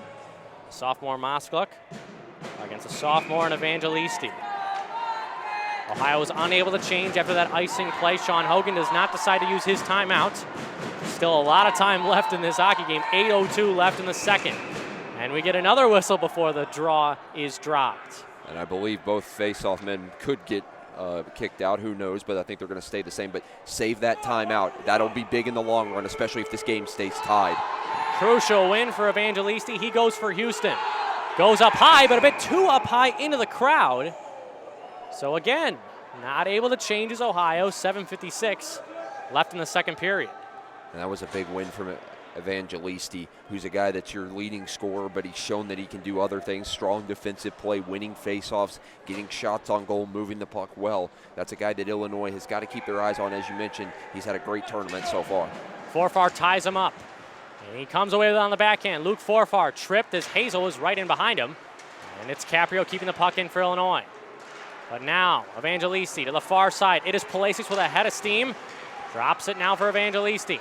Now for Palasic. He lost an edge as well. 7:38 left in the second period. It is number 7 in white and green. Looking back door, it was Nick Gross, the recipient of that pass, but it ends up fluttering in the air. Moskaluk retrieved it, couldn't get it out. Deflected and a right blocker save there as Rudin with a tip in the low slot. 12 minutes and 40 seconds in the second period. Escaping now is Rudin looking for a wrap chance as Richter shadows him. And Rudin again may need to check the blades here as he drops once more. Rudin keeps humming. Forfar with a check against him on the end board. To the far side corner, it's Caprio. Caprio pestered by a pair of Bobcats. They're going to keep the puck. It's Tyler Harkins. Harkins now, Caprio's got the puck. Harkins escapes. Out in front, here's a shot, and a great save there from Heflin. It goes up into the netting. 6:54 left in the second period. We're going to send it to commercial for immediate timeout. You are watching the 2018 ACHA National Championships. The 2018 ACHA National Championships are brought to you by Barron's Championship Rings, the official ring vendor for all ACHA National Champions and Hall of Famers. Boston's Pizza Restaurant and Sports Bar. Gourmet pizza, burgers, wings, and more. We've got you covered. And by Marathon, fueling the American spirit.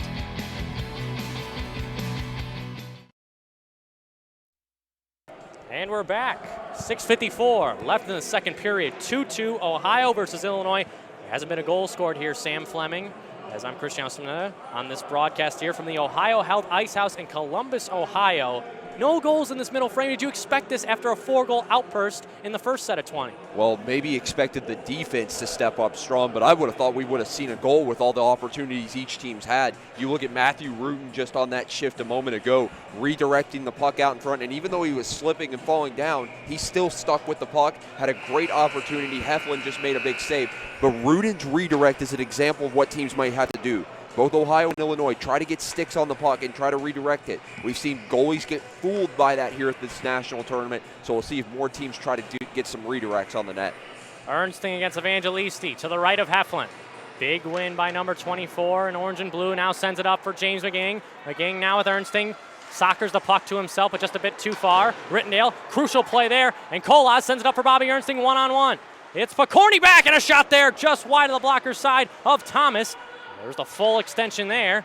The shot just missed. Ernsting walking the line again. Shoots looking for deflection as Kolas was filtering in right below. And Jake Fiella along the near side. Lost the puck. It's Kolas against Picorni. And flipped away by number 17 in white and green. Nolan out to get the puck back. 6:19 left in the second. And a couple good plays from Ernsting as he makes another great one right there. Here comes a chance for Illinois. Stuve for James McGing. He's bodied there by Fiella. Picorni skates behind his own net, stops and starts. He's pressured here. Picorni's got to give the puck up as he just got the puck away from Stuve. Puck comes back into the middle here, and Fiella will be forced to ice this one, but the puck is rolling. It is bouncing, no icing here as it's stopped along that right circle in the Illini zone. Cruikshank trying to catch Ohio on a change. It is counter. Right circle. Caprio as well filtering it out in front, deflected by number 5. Where is it? Thomas finally catches that one.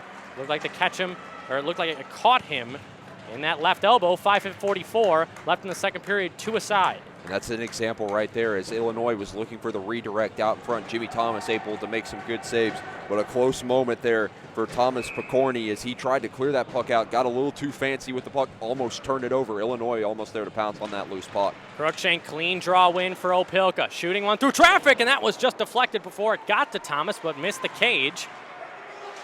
Illinois' top line working right now with Kellner. Spins away from Baird. Cruikshank on the wrap chance. It's deflected and off the outside of the pad of Thomas. Now Opelka down low for Kellner. Bodied again by Lubin. David Kellner's been taking a beating on this shift. It's Cruikshank turning away along the far side circle.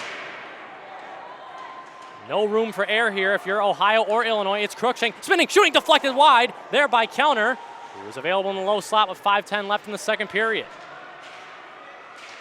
Illinois wanting to keep the puck in. Kellner on a backhand, does his job, but now he goes down and it's cleared away by Ohio. Opilka regroups in his own zone and plays it for Caprio.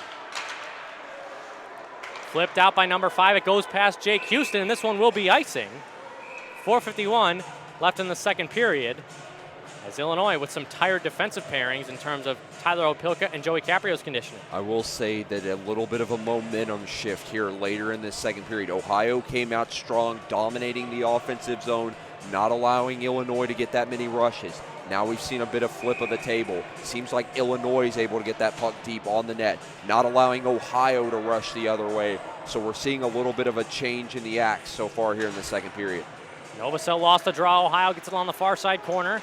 Now it's to the near side in Zach Frank, who's had a heck of a second period. He spins away from a check. Now Hazel, left side. Here's a shot from Black. Blocker saved there by Heflin, and it's behind the cage. Filtered in along that far side. Kicked there by Black to Lampron. Gabe Lampron down low. Here is Palasic.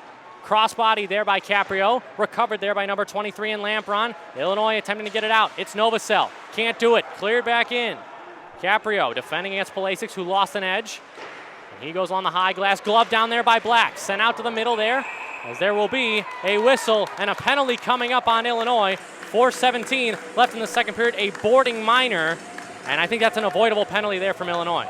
As it's Neil Novosel who's going to take a seat in the box for boarding, and an opportunity for Ohio. But we have this thought that with how good these teams are on the penalty kill, it's going to be tough to get a man advantage goal. But Ohio needs to try to stretch out these Illinois penalty killers. But knowing how smart the Fighting Illini are, it's going to be tough for Ohio to do that. Ernsting on the draw against Lubin. Ohio with their third power play of the game. Illinois has had one. Lubin races for it, sends one in along the near side. Nolan wants to wand it away. Instead, Ernsting gets the job done, and here comes Luke Forfar, that lone forechecker. Ernsting is aggressive as well. Cody Black wraps one in below. Evading play there from Palasic, who had his stick grabbed there by Rittendale momentarily. Nolan in some trouble. Palasic held up the puck for Lubin to the far side. Fiala goes now to the near side. Palasic shoots through traffic. It's blocked and goes through the legs of Rittendale. Here's Timmy Turno. Back behind, look out in front. Here's a shot blocked there from Nolan. And he'll get the puck and send one, but kept in by Fiala. He shoots one, deflected off a pair of bodies. Now it's gloved down there and a chance, but Nolan, second time is the charm. 3:30 left in the second period, 1:10 left on Illinois' PK. Now Fiala, like I mentioned earlier, leads this team with 3 other players with 4 power play goals. Cruikshank, aggressive 2 on this second penalty killing unit for head coach Nick Fabrini. Rudin exchanges some whacks and some stick jabs, but Cruikshank was almost sent in alone once more. Now it's Houston on the goal line, tipped out in front. That's wide of the cage. Houston wrapping one in behind. Evangelisti right circle. Back to the point, Hazel. He's got a bomb, instead goes over. Cross corner pass for Evangelisti. He shoots. Glove stopped by Heflin and no rebound allowed. 17:07 into the second period. 37 seconds left on Novosel's minor. And you can see Ohio's really moving this puck well. But again, it's Illinois that's not giving them the easy shots. They're trying to take away those shooting lanes, force Ohio to take bad shots. And it's been great saves from Heflin, great clearances. Almost another rush for Cruikshank as he was looking for his second shorthanded goal of the tournament. Hazel now for Houston. Tip play. Now it's to the far side as Quinn got his stick on it. Rudin down low. Caprio couldn't get the puck out. Rudin goes back to the left side. Hazel. Top of your screen. Now to the bottom of your screen. It's Gianni Evangelisti. 19 seconds on the power play. Hazel on in front for Harkins. Steps in, looking for a backdoor. Great save by Heflin again. Right to left lateral movement, and he shuts the door. 17:30 into the second period. If David Heflin's not in that net for Illinois, it could be a 5-2 game. And he's had to make some big saves on these power plays from Ohio, and that's what's kept Illinois in this game. Another great save right there is, again, that quick passing from Ohio, trying to draw Heflin out to open up the net. He's not biting anymore. He's staying really close to that puck, and he's got great vision in that net. And it comes from the point men breaking it down to the high slot, and they get that quick 1-2 passing play to either circle. Ohio's got some options. But David Heflin has had the answers for this Ohio power play. Ernsting tied up a man on the draw, cleared away by Nolan. 9 seconds left on the penalty to Novosel. Pokorny, nice spinning move here. And they may have a 4-on-3 rush. Evangelisti on that far side, back to 5-on-5. It's Harkins, poked away by Ernsting. Rittendale chips it to him, off the knee of Ernsting, and to the far side. Ernsting now for McGing. That pass wasn't strong enough. Rudin the other way for Evangelisti. Looking in front here, and that pass was too hot to handle and too much sauce on it for Harkins to settle down. 1:55 left in the second period. Kolas to the near side. Illinois battling for the puck, trying to get it out of the zone. It comes up in the air. David Heflin's going to grab this one. Like an outfielder in baseball, secures that, makes the catch. 1:45 left in the second period, but Ohio hemming in Illinois for an extensive amount of time. That was a great play by Evangelisti, trying to find his man back door. You're going to have to get some creativity in your passing in this game. We've seen this ice surface as the tournament progresses. It gets rougher with a lot more cuts in the ice, so you're going to have to try to simplify the passes, but also sometimes try to make some saucer passes to move the puck. Houston looking for a shooting lane. That's wide of the net. Looking out in front, and it comes right in the blue paint, and Heflin closes his glove on it. As on your screen, you see Grant Stuve and Garrett Elmore come together, but nothing more will result from that. We've seen a fairly clean hockey game. Sure, we've had some penalties to Illinois, and Ohio has one. But other than that, not a lot of rough stuff. Just play the simple game of hockey. It's been so much fun to watch this one. It's just going to be interesting that it'll be, as I'm saying, it's going to be interesting to see who drives home and gets that goal that possibly can take this team over the edge. 90 seconds left in the second period. Elmore skating away and doing it once more. Now to the left side, Houston one-timer, blocked in the low slot, and Stuve over the head, whack, kept in by Sean Baird on the far side corner. Baird filtering one in down low. Here is Kendati. He clears it to the near side, and just almost on the tape a counter as Houston almost lost it. Now Crookston comes up with a turnover. He moves in, he shoots, that was blocked down. Counter wanting to get it, but Craddock hooked the puck away, and it's Elmore 2-on-2, maybe a 3-on-2. Look for the trailer here. A shot, great save by Heflin, and a rebound attempt as the puck was loose, and now David Heflin will get into it as Craddock goes after Stuve, who dumped Crandall after the play, but an extra whack. The puck may have been loose, but the whistle had gone. 60 seconds exactly left in the second. Well, I mentioned it had been clean there for a minute, but now there's a little bit of pushing and shoving. But that was a good opportunity for Ohio. Heflin made a big save. He lost the puck once the ref blew the whistle. But Ohio is getting aggressive. They're moving that puck to the net. They're making the passes. They're trying to drive it in front of Heflin. Illinois is staying strong, though, keeping them out of the slot. They're going to have to continue to do that with 1 minute remaining in the second. There's still 20 minutes after this period. And Stuve and Craddock are going to each go to their respective sin bin. So it'll be interesting to see, do we have 5-on-5 coincidentals, or will we have 4-on-4? So there'll be a lot of open ice if it's 4-on-4. For both teams. Illinois, of course, playing on that larger ice surface, the University of Illinois Ice Arena in Champaign, 30 feet wider than the regulation size rink of the NHL. And Ohio, they play on just a little bit of a smaller ice surface with the Burt Arena, especially that neutral zone that doesn't even seem like it's a neutral zone because it's so small, and that is why you see how good they are off the rush. Very strong team off the rush, and that's why you see they're the number 4 team, but also their conditioning. They're very short players. They don't have as full roster as Illinois does or some of these other teams, but they use it to their advantage. They fool a lot of teams. That's why they're currently number 4, and they've played really strong. They fought hard for that overtime win against UNLV, and this team is trying to go into these semifinals, but Illinois has made it tough for them as these two teams deserve their rankings respectively. 4-on-4 for the next 2 minutes. 1 minute left in the second period. Face-off controlled by Houston. He winds, he fires deflected just wide of the cage with Rudin going into the front of the net. 53 seconds left in the second period. Illinois has it. Here comes Drew Richter, who scored the first goal for Illinois. Red line, blue line, and clears the puck in. Forfar with a reverse hit, gets the puck back, goes between his legs. And he's hacked there by Evangelisti, and now Forfar spinning away from Fiala. Will do it again, but the captain, the senior captain of Ohio, eradicating that puck from him. Here is Houston, begging Richter to take him on one-on-one. Here comes Drew Richter, but he slips. Oh, my goodness. Miscommunication from the Ohio defenseman, and Drew Richter may have been in the clear as Quinn takes out Houston. The other way it goes, though, for Evangelisti. To the middle for Matthew Rudin. Comes in front, and a nice active play there from Heflin to steal the puck away. Could be a 2-on-1, 3-on-2 for Illinois. Stephen Quinn left circle, has Moskalik right circle. Instead he stops and holds, spinning one out in front. That was knocked away with 5 seconds left in the second. Tight angle shot from Moskalik, blocked by Houston. And 2 seconds and one, and that is the end of the second period. So Sam, 4 goals in the first period. Zilch, nada in that second period. You would think there would be more goals, though, after all the opportunities each team had. You look at that example right there. Imagine out in front if Drew Richter had been able to stop and stay on his feet. He would have been in all alone with Jimmy Thomas. But it seems like as this ice surface gets rougher through the period, it's tougher to stay up. But we're in for an exciting third period, and who knows, maybe more to come. 40 minutes gone by. Who would be your MVP if you had to pick one from either side? That's a tough call, but I think it's got to go to the goaltenders. It's between Jimmy Thomas and David Heflin. They've kept this a 2-2 hockey game. It's been a solid game to watch. I think these goaltenders are going to be the ones who decide the game for either team. 2-2, Illinois against Ohio. We'll get you the third period in about 15 minutes. You are watching the ACHA National Championships presented by YouTube.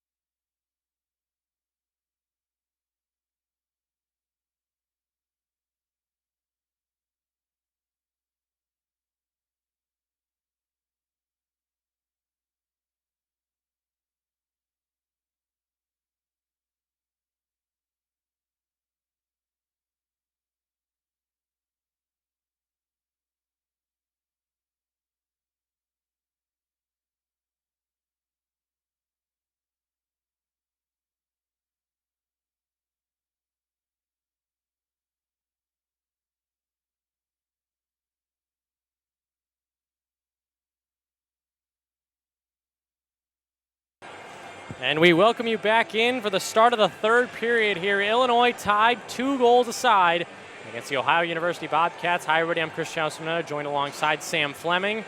And this is going to be a tight third period, to say the least. Buckle up, strap in, whatever you have to do, because third period of playoff hockey tied coming up next. And third period to go to the semifinals of the ACHA National Tournament.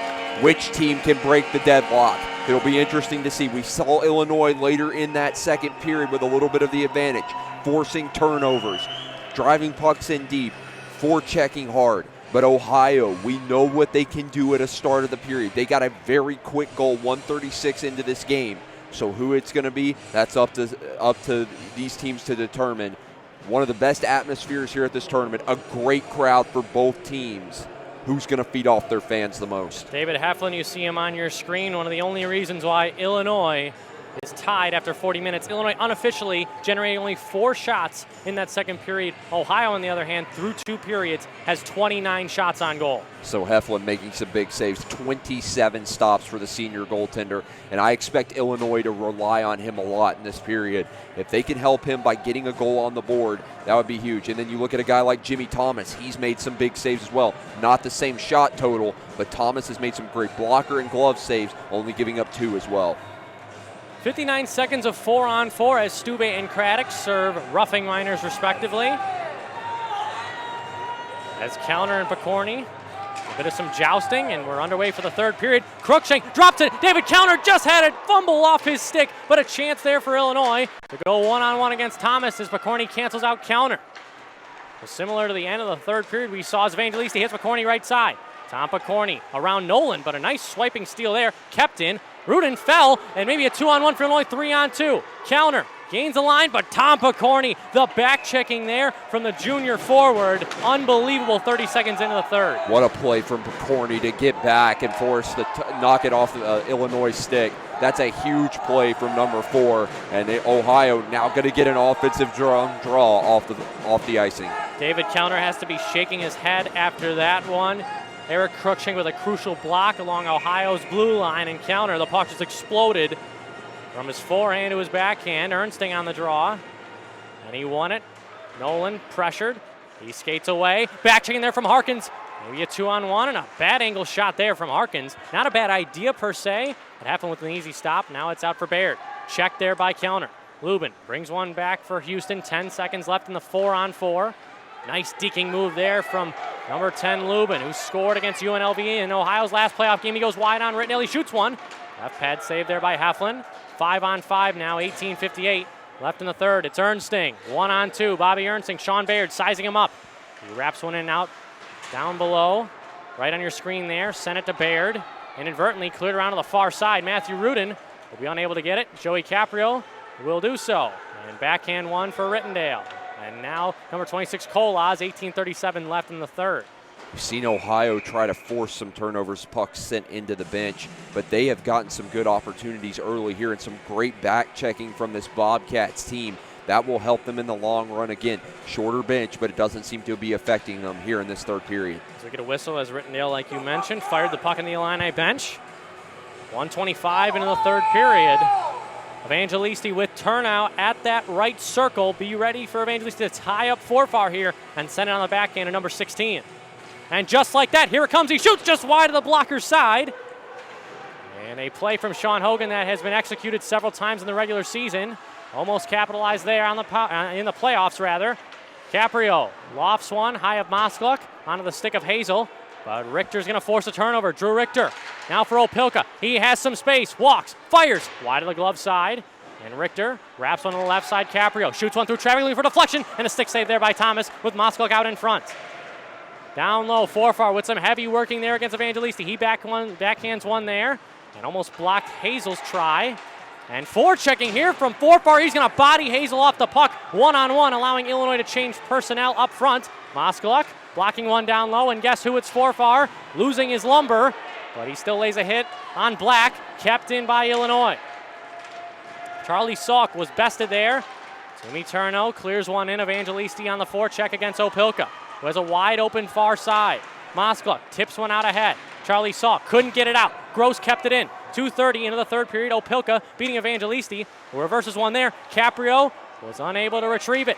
Lampron now back for Gross. He shoots through traffic wide of the cage. It's Opilka wanding one with his stick, but Jenkins kept going. And now it's Moskalik late on a shift.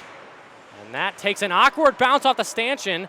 Not beneficial to Illinois, but Ohio will take it. It's Jenkins to the left side. Fiala cleared down low. Opilka and Caprio have to be gassed on this shift, as well as Moskalik, who goes now for Caprio. Spinning one in along the near side. Will Illinois be able to hunt it down? They can't get it out, and they finally do. Brought back in by Ohio, a delayed offside. Seems like when both these teams get in their respective offensive zones, they just ramp up the energy and the pressure a bit. We've seen each team forechecking really hard and forcing turnovers. Caprio to the near side, Opilka. Junior defenseman lays it up for the senior, and James McGing stopping and starting on Sean Baird. Right circle, McGing, great pass. Covered there by two Bobcats was Bobby Ernsting. Jenkins gets to it. Dodges a check from Kindati. Now right circle, it's Zach Frank. Fires one wide of the blocker of Heflin. Drew Crandall to take it. Fires one, easily stick by Heflin into the protective netting. 3:37 into the third period. Still 2 goals aside for Ohio and Illinois. And a great recognition by Crandall off the shot from Frank, who threw it around. He's able to pinch it off at the blue line, walked in, made a good shot on goal, but a great save once again from Heflin. Ohio's just going to have to do that. Keep throwing quick shots on to draw Heflin out and possibly get a goal that takes the lead. Cruikshank on the draw against Craddock. Craddock won it now for Houston. Houston takes a slap shot, fakes it. Now Baird floats one on, and a pad save there by Heflin. That seems to be the MO of Ohio's forward groups as well as defensive groups, as Elmore kept the puck in along the blue line. Graham trying to hack and whack. Elmore spinning. As a man on the right point, it's Baird. Wanted one in his wheelhouse. He was unable to get to that, or else it would have been a one-timer attempt. He floated one on, blocked by Stuve. And Illinois caught in their own zone once again. Craddock for Elmore. He fired one that was sticked away, and a penalty coming up on Illinois. 4:11 into the third period. It's a slashing minor. Ohio to their 5th power play of the night. And this is a big opportunity for Ohio. We can't say enough. This is a tough thing for either of these teams to convert on the power play. But if Ohio can use a guy like Evangelisti or Houston to draw out some players, they may have some open looks on the goaltender Heflin. And if Ohio can get a power play goal here, this could really change it in their favor to try to win this game. Ernsting against Evangelisti to start this power play. And Bobby Ernsting won it, and now it's Nolan whacking one down. Almost kept in by Houston, but it ramped over his stick. And that's been the key here, Sam. When Ohio has that power play, it's Illinois who usually wins that first faceoff, and it takes some time for Ohio to get back. And you look at this penalty kill unit of McGing and Ernsting, 2 of the best killers on this Illinois team. They played really well. Right on the line, here's Matthew Rudin, left circle. Faking off a shot, it is Hazel firing, and a block there by James McGing sliding down to one knee. It is Pulisic to the right side, Gianni Evangelisti fakes a slap shot, now it's Hazel, quick 1-2 touch pass. But Nolan with a steal, and Bobby Ernsting and James McGing may have a short-handed 2-on-1 rush. Ernsting with McGing with the puck. He stops, he pops, but the pass, or rather shot, went underneath his stick. He couldn't find it and pull the trigger, but he'll get the puck back along neutral zone, chipping it to himself. And Houston escapes over the neutral zone. Jake Houston, right circle, wanting to finesse his way by. Now it's Thomas Kolas on the backhand. You mentioned the forwards of Illinois on the penalty kill. Very aggressive, and they've been responsible when trying to pinch. They've also gotten back really quick as well, not allowing Ohio to have an odd man rush or a big 5-on-2 opportunity. Great back checking from Illinois as well. Forfar sent it to the skates of Kolas. No shots on goal on this power play for Ohio just yet, and we're 1:20 into it. Still 38 seconds left to kill. 14:25 left in the third.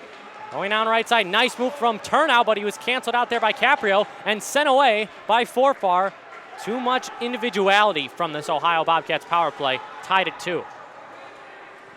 And it is number 10, Brian Lubin out of Commerce Township, Michigan. The junior forward plays it for Fiala, the senior captain who had the last goal of the game. 3 minutes left in the first period. Pass out in front, and a tip play for Lubin, but he just sent it wide of the crease. Cody Black with 8 seconds left in the power play. Harassed there by Nolan on the far side corner. And here is Turnow. Now for Fiala. One-timer. Great blocker save by Heflin. Back to even strength. Out of the box comes Cruikshank, and now it's Stephen Quinn. In those low circles, 5-on-5. Ohio changing up defensive personnel. They're allowed to do it. And it's Eric Cruikshank. Over for David Counter. Maybe a 4-on-3 rush for Illinois if they hurry. Counter. That pass was knocked down. And Ohio right the other way. Picorni. Nice dangle move around Nolan. Tom Picorni. Right side shot. Great pad save there by Heflin. It may have been blocked down in front by Caprio rather. Joey Capriel on that far side corner. Plays it there for Nolan. 13:15 left in the third period. And now Ohio comes to play again. Lampron fires. That's wide to the blocker side of Heflin. And it serves as a self-clear as Illinois may be able to change up defensive groupings. They do. At least one half as Graham came on. Capriel still left out. Back and forth action, Sam, but Ohio with that edge. In terms of shots on goal and the chances in this third period, now it's Stephen Quinn. Neil Novosel had at the right circle. Fan on the drive.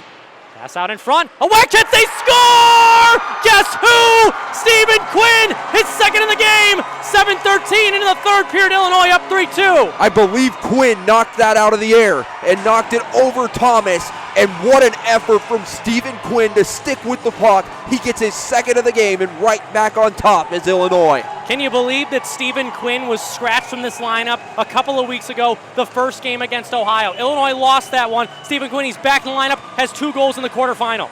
And he does knock that out of the air, and that's an impressive goal from Quinn. They had to find a way to beat Thomas. As it was sticked up in the air by Thomas, that's what helped Quinn. Now Ohio's going to have to respond. Stephen Quinn had 3 goals in the regular season. He has 2 in the playoffs. A big goal, and Illinois is up 3-2. 12:35 left in the third period. Ohio trying to answer quickly. Cody Black shoots one. Blocker saved there by Heflin with Elmore out in front. Jack Graham to the near side. Clears one up, and out of the boards there. A big hit into the bench. At the bottom of your screen, Richter was dumped. And Forfar, a nice reverse hit there from Hazel. He keeps the motor humming. Grant Hazel. The red line, clears it down. David Heflin stops, starts it, and flutters one to the far side. Craddock. If you're Illinois here, saying you can't go into full park the bus mode because there's still 12 minutes left in the third and you're only up 1. You're going to have to try to get another goal and get an advantage as Illinois is going to try to rush this one up the ice. Don't park the bus, move the puck. And Mark Condotti's dump and attempt was knocked down. So here's how the play of this third period was dictated. A penalty taken from Illinois. They kill it. Stephen Quinn jumps onto the ice, and it's Neil Novosel on that fourth line throwing the puck to the front. Bounced up, whacked in by Quinn, and it's a 3-2 Illinois game. And we say it time and time again, good things happen when you put the puck on net. Novosel's heads-up play, and Quinn able to follow it home is the difference right now for Illinois. Joe Nolan has the puck in between his own circles, feeds Joey Ritnell. Could this be the momentum that Illinois needed? Not a lot of shots on goal in this hockey game. Nonetheless, they're up 3-2 over number 4 seed Ohio. Timmy Turno flips one, knocked down by Kolas. Thomas Kolas, one hand on his stick, keeps protecting it well. Now left side, Joe Nolan, will he let it go? Todre shoots, deflected, wide of Thomas as McGing was pushed before reaching that deflection. Nolan kept it in the skates of Ernstling. Great pass, right off the tape of Kolas. And Mike Palasic, the Illini killer, shoots one into the glove of David Heflin from outside the circles. 8:40 into the third period, 3-2 Illinois. You look at Palasic, that's a good rush, but I go back to before that goal from Quinn, Gabe Lamperon. 2 great chances on the man advantage and on even strength that he just missed wide or was knocked away by the goaltender Heflin. He would have liked to have those back. Keep your eyes on him. He could be a guy that tries to generate some momentum for Ohio. Stuve on the draw against Lubin to the right of Heflin.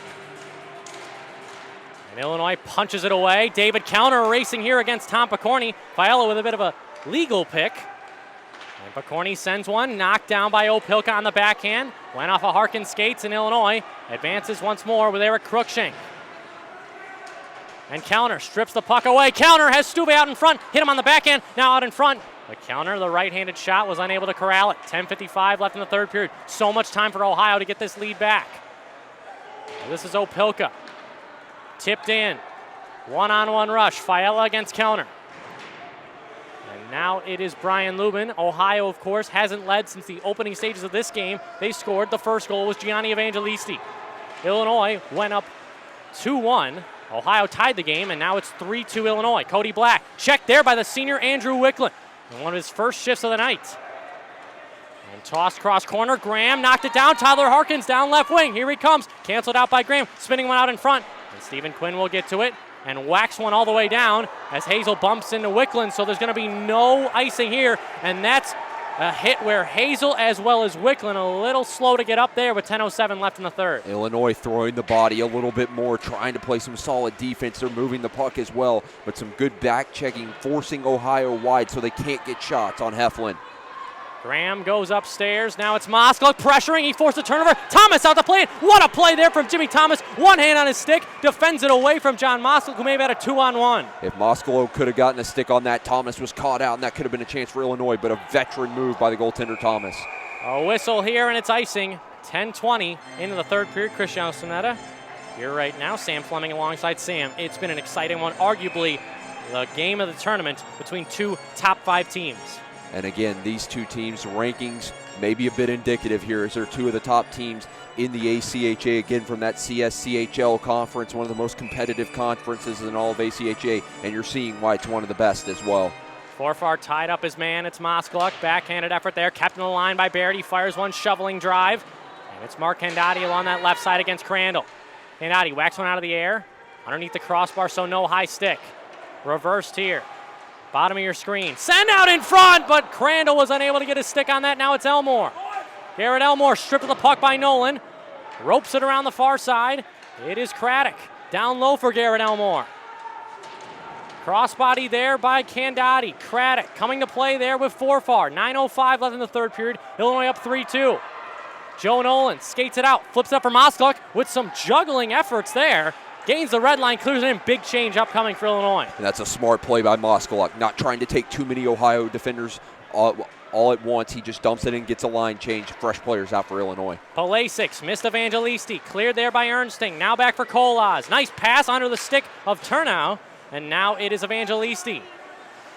That pass was knocked away. And again, blocked by Kolaz, Illinois. You mentioned clogging up the neutral zone. This is Exhibit A. Picorni has to skate back into his own zone. 8:30 left in the third. And that's what Illinois is going to have to do, control that neutral zone. That's a big part of the third period. Evangelisti slices through it like butter. Now stops and starts to the right side. Fiala shot. Picorni stepping into one. It's blocked there. And a rebound try. 2 blocks. Evangelisti wanting to go after it. He's checked there by McGing. Palasic's out in front. Rittendale punches one through. Maybe a one-on-one rush for Kolaz. He's gassed. Fires one, blocked away by Thomas. To the far side, it's McGing, who sent one back to Caprio. Risky play here. He pinches. Drops one back for Cruikshank. Instead, it hits Opilka. 7:58 left in the third. Still haven't had a media timeout in this third period, Sam, because we haven't had a whistle past the 10-minute mark of the third period. Picorni racing in. Counter. Pushed it away. Fiala stepping in. Fires. Great save by Heflin. He stopped it. It's in the crease, and Heflin goes down, and he makes the stop again. 7:42 left in the third period. A stand-up save from Heflin, and he had to drop to the butterfly, and the desperation save quickly. 3-2 Illinois, 12:18 into the third period. And we get the media timeout here, and this is too good to stop. Come right back after this timeout. The 2018 ACHA National Championships are brought to you by the Columbus Blue Jackets. For tickets and more, visit bluejackets.com. R-Bar, the official ACHA 2018 Nationals post-game hangout and best hockey bar in Columbus. And by the Greater Columbus Sports Commission. Columbus has no off-season.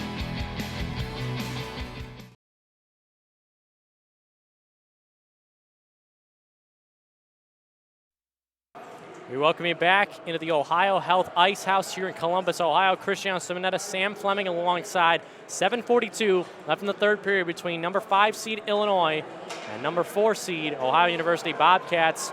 What does Ohio have to do here, Sam, to get back in this hockey game and tie up the game before regulation ends? Draw the Illinois defenders out from the middle. They've got to try to open up shooting lanes for their defensemen and their forwards. Evangelisi's going to be a guy you're going to have to watch for Ohio. He can find the open lanes, get the puck on net, try to fight for rebounds. But you've got to credit a guy like Bobby Ernsting. He blocked 2 shots in that sequence, and he was a little bit shaken up, but he skated around. He's going to be all right. That's a huge player for Illinois, but you have to open up those shooting lanes if you're Ohio. Cruikshank, big win. Stuve twirls one down. Will this be on net? It will not be. Wow, just wide of the blocker of Thomas, so an icing here. 12:24 into the third period. But if you're Illinois, you got to put that puck on the high glass and get it out. Absolutely, got to get it down ice. But if you're also Ohio, you've got to win these offensive zone draws. That's an important thing to win a hockey game. If they can get a guy like Evangelisti once again to win draws, it will be huge. And he does so. Now the right side, Nick Gross wanting to shoot it on, and a block there by Grant Stewie to the far side corner. Evangelisti pressured by a pair of Illini. He's their guy on this chance. Tipped away there. Counter brings it back for Eric Cruikshank. And look what he does, Sam. Off the high glass and out. And David Counter clears one in. Delayed offsides. Illinois can change. Tipped in there by Turno. Heflin stops that up and gloves it down. And that's a goaltender who is confident in his centerman coming up on this defensive zone draw. But if you're Ohio, you got to get the second man in there. Tie him up off that circle, I think, to create some chances. If you can tie the centerman up, that's one less player you have to deal with. Sure, your man's tied up, but you can draw out the defenders or the wingers and open up a shooting lane. You're going to have to get traffic in front of the net of Heflin if you're Ohio. Opilka and the rest of Illinois win this face-off. Neil Novosel swipes it out to neutral zone. Sean Bayer to the far side. Brian Lubin along the red line. Cleared in, stopped by Heflin. And lets it go for Caprio, who flips one into the crowd, and everybody appears to be okay. As I believe that was Jack Graham's dad who secured the grab there, so a souvenir for him. 6:52 left in the third. You've got to keep your head up here at this rink, the Ice House here in Columbus. No netting in front of the fans, but it opens up the ice so you can see the play. A great broadcast view and a great broadcast for you at home. Credit to this ACHA broadcast staff for all they've done with the great camera angles. And another win from Neil Novosel, his first year at Division I. And now it's cleared off the body of Houston, kept in. Caprio on the back end, couldn't get it past Lubin. Joey Caprio down low for Tyler Opilka. Illinois playing in their own zone, looking to get it out. And here is Stephen Quinn, another back-checking effort. It comes free. Andrew Wicklund blocks a pass. Here he goes into the offensive zone for Illinois. And he tips one ahead against Houston. Great pass here, Matthew Rudin, spreading out Illinois over the right side. Matthew Rudin, 27 in white and green, throws one on. That's blocked by Caprio, but he spins away. 6:17 left in the third period. Watch out for this close chance here from Houston, and a save made there by Heflin. Baird goes back door, rushed there by Ernstling, stolen. Here comes a play. Nice deke there from Harkins, but he held on to it just too long. Now the right side, Baird deflected high of the net and off the end board. 6 minutes left in the third period. Ohio really pressuring now, and that pass is knocked away. McGinn goes one-on-one against Baird, and who will win this one? 5:53 left in the third period. Fiala gets to it. Intercepted, Ernstling, toe drag, shot blocked there, and a rebound for Colas. Great save there by Thomas, and a rebound again for McGinn, but he was tripped up and couldn't handle it. That was Zach Frank getting involved in the low slot, the freshman taking a big role there with 5.5 to go in the third period. Drew Richter cuts it off. Now Joe Nolan spinning one out. Colas for Bobby Ernstling. They gain the line. Nice move from Ernstling to get it in deep. He's able to change. Now it's Richter, overskated the puck. Illinois. Quick shifts here, Sam. You have to make sure you're conditioned in the latter stages. You've got to have your defensemen fresh as well as your forwards. They can be your best defenders as well. It's going to be key in these final moments for Illinois to stand strong. Graham rifles one in along the near side. It's Drew Richter. Does his job and gets the puck out, but how far will it stay into the neutral zone? Not that long is the answer. It's Garrett Shank. It's on the near side. Checked by Mark Candotti, but he keeps going. A tight angle grab there from David Heflin. 4:57 left in the third period, but credit to Illinois keeping Ohio to the outside and getting their bodies in shooting lanes, because Ohio has to have at least 60 shot attempts in tonight's game. They've done a great job back checking and great defending. You talked about a guy, Andrew Wicklund, who we hadn't seen many shifts from for Illinois, and he's played some great hockey, getting the pucks out and getting it safely deep so Illinois can get line changes. Craddock won the draw to Black, sends one down low for Garrett Elmore, who has been one of the best players for Ohio in this third period, as well as Kyle Craddock. Craddock protecting. Goes out top, it's Hazley, fires, blocker save there from Heflin, maybe even with the stick, and it's counter. Getting one there for Stuve, stops on a dime, turns one over for Eric Cruikshank, left circle, he fires, and that's blocked. And into the near side corner with 4.5 to go in the third period. Here comes Ohio, Elmore, now for Crandall, nice hit there from Joey Rittendale to cancel out his man. And Cruikshank and Stuve interchange. Kept in there by Ohio. Cleared away by Stuve one-on-one against Cody Black. Cody Black is a forward. Now Stuve shoots, and that's off the blocker or the glove of Thomas. And Cody Black playing both positions this year, forward and defense. And here he comes on that right side. Clearing one in, and it's gloved there by Heflin, who will hold. 15:54 into the third period, 3-2 Illinois. And that's what Cody Black's going to have to do. He's going to have to play solid defensively and also lead some rushes up the ice for the Bobcats. If Ohio wants to tie this hockey game up with 4:06 left, they're going to have to keep throwing shots on net, keep moving the puck, and maybe start to stretch the ice even more. Novosel won it now, a tight angle drive, and that's another left pad save there by Heflin. Pulisic hunting it there with Caprio down. Now right side, Gross. Reverses it now for Houston. And to Gross again. He winds. Goes tight angle shot. A save made there by Heflin with the right pad. Outstanding with 3:50 left in the third period. Backdoor plays. It doesn't matter. Heflin's been solid. Evangelisti plays it for Houston. He steps in right circle. Fires. Save there by Heflin. Big rebound squirts out. but it's dumped back by the captain in Rittendale. Kolaz on the attack. Nice move there from Gross. 3.5 to go in the third period. 3-2 Illinois. The winner goes on to play in the semifinals, the Frosty Four of this ACHA National Tournament. Cleared there by Illinois out to center. Houston. That pass missed Turno, and it's number 11, Jacob Houston, out of Pittsburgh, Pennsylvania. Now for Turno, he cleared it in. Nolan with some space, uses the outlet well in McGing. James McGing goes back into his own zone. And we'll just kill some time. This is what Illinois is going to have to do. Delay it with the puck. Try to get it deep, but not get it icing called. Do not give Ohio offensive zone faceoffs. That's simple. They're having 3 guys on that back check right as soon as they dump the puck in. Nobody's on the forecheck. Here is Moskluk. Backhanding one in front. This could be a 2-on-1 for Illinois. Moskluk trying to find the puck in his skates, but an excellent recovery there from Fiala. Moskluk, a second effort to wound the puck away, and it's Lubin dropping one now for Houston with 2:40 to go in the third period. 3-2 Illinois. To the far side neutral zone. It is stolen there by Forfar, and Richter's got it. Spinning. That pass was out of Richter's reach, or rather Forfar's reach. And it's cleared in. Thomas has it. 2:27 left. If you're Ohio, now's the time to start stretching the ice. Make some farther passes if you can and move it with speed. Watch for Thomas as well. He could be pulled here shortly. Rudin finesses around counter. Gets the puck back on his backhand. Throwing one in behind. It is Forfar, checked off, backhand out in front. Oh, they score! It is Tyler Harkins, and we are tied! Unbelievable, and exactly what Ohio had to do. Get it on net, and Harkins puts it home, and Ohio with 2:09. It's 3-3. Harkins, the first team all-league forward, leads this team in goals. 17 in the regular season. He won't score a bigger one than that. 3-3, 2:09 left in the third. And that's a killer for Illinois as Harkins just gets on the doorstep, able to put it through the 5-hole on Heflin. And that's a big goal for Ohio. With 2:09 left, though, still plenty of time for one of these teams to find a winner. Nolan now for Andrew Wicklund right side. He shoots one, blockered away there by Thomas. Stephen Quinn, who has 2 goals in this game. On that far side corner, it is Novosel. Ohio with some desperately needed momentum, and they tie up the game with 129 seconds left. But we still have regulation play here. Frank has a man on the right side, couldn't get it.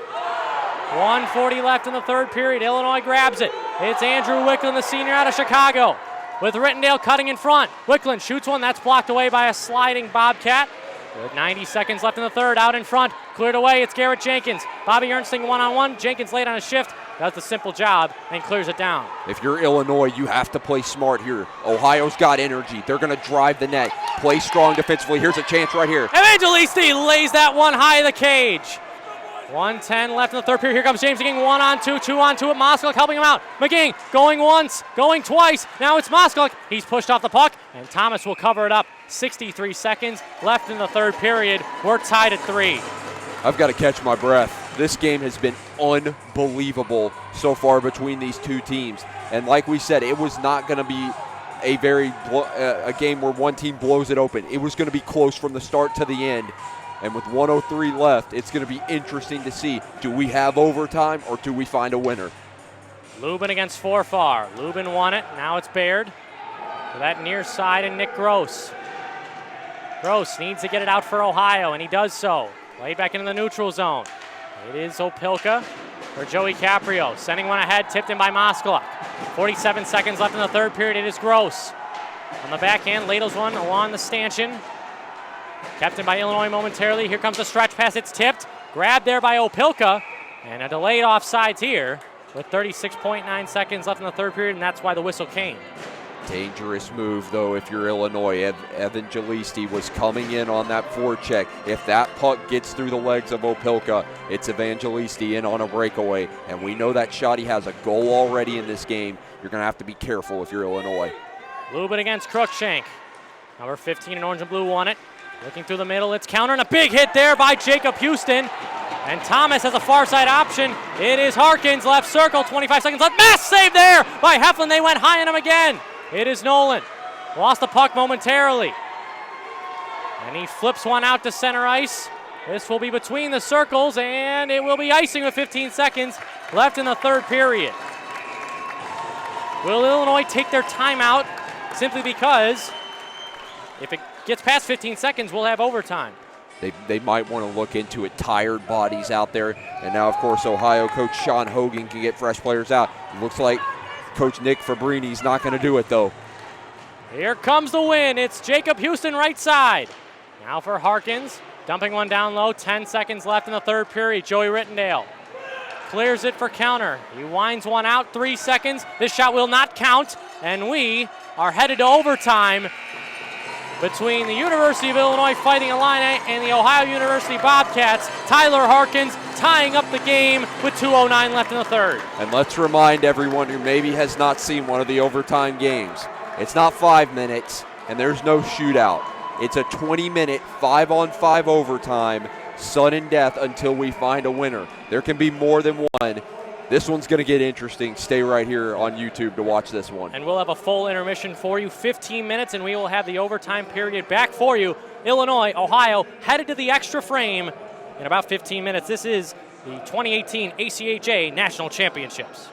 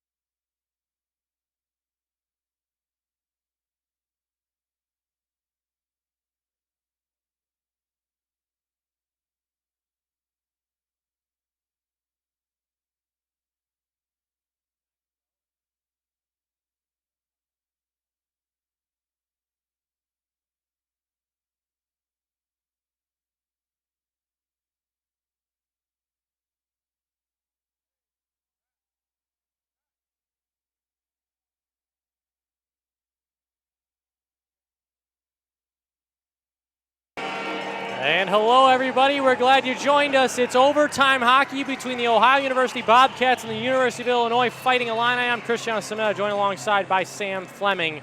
3-3 after 60 minutes. Tyler Harkins with 2:09 left in the third period tied it up for Ohio and sent this place into a frenzy. A frenzy for sure, and this building got loud with the Ohio fans.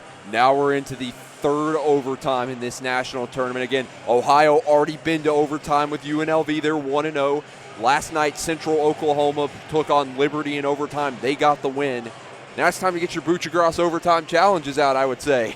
And I think I'm going to take the start. Bobby Ernsting, 24 in orange and blue, and number 22 in white and green, Tyler Harkins. What about you, Mr. Fleming? I got to take Gianni Evangelisti. The guy has a goal already. He's got a great shot, and I think that's the Ohio guy that you've got to watch in the overtime, possibly the goal. But if you go the other way for Illinois, who was a guy that got a shorthanded goal? Who's a guy that provided a lot of pressure? Look for no further than number 13, the senior, James McGing, my pick from Illinois. And the team's flip side, so a long change. Illinois going from right to left, Ohio going from left to right. We're a minute away from the overtime period. Whoever wins this game, it doesn't matter if you're an Illini fan or a Bobcat fan, this has been an outstanding duel. This may have been the game of the tournament right here. High scoring at 3-3. Of course, the other overtime games were a little bit low scoring, but this has gone back and forth in that third period. We talked about it before we came on air. If one team scores, the other team was going to match it. Now you get to call an overtime, and this is going to be fun. Strap in for this one, folks. Evangelisti and Ernsting, they've met a couple of times at the dot to start a period, and we're about to enter the fourth.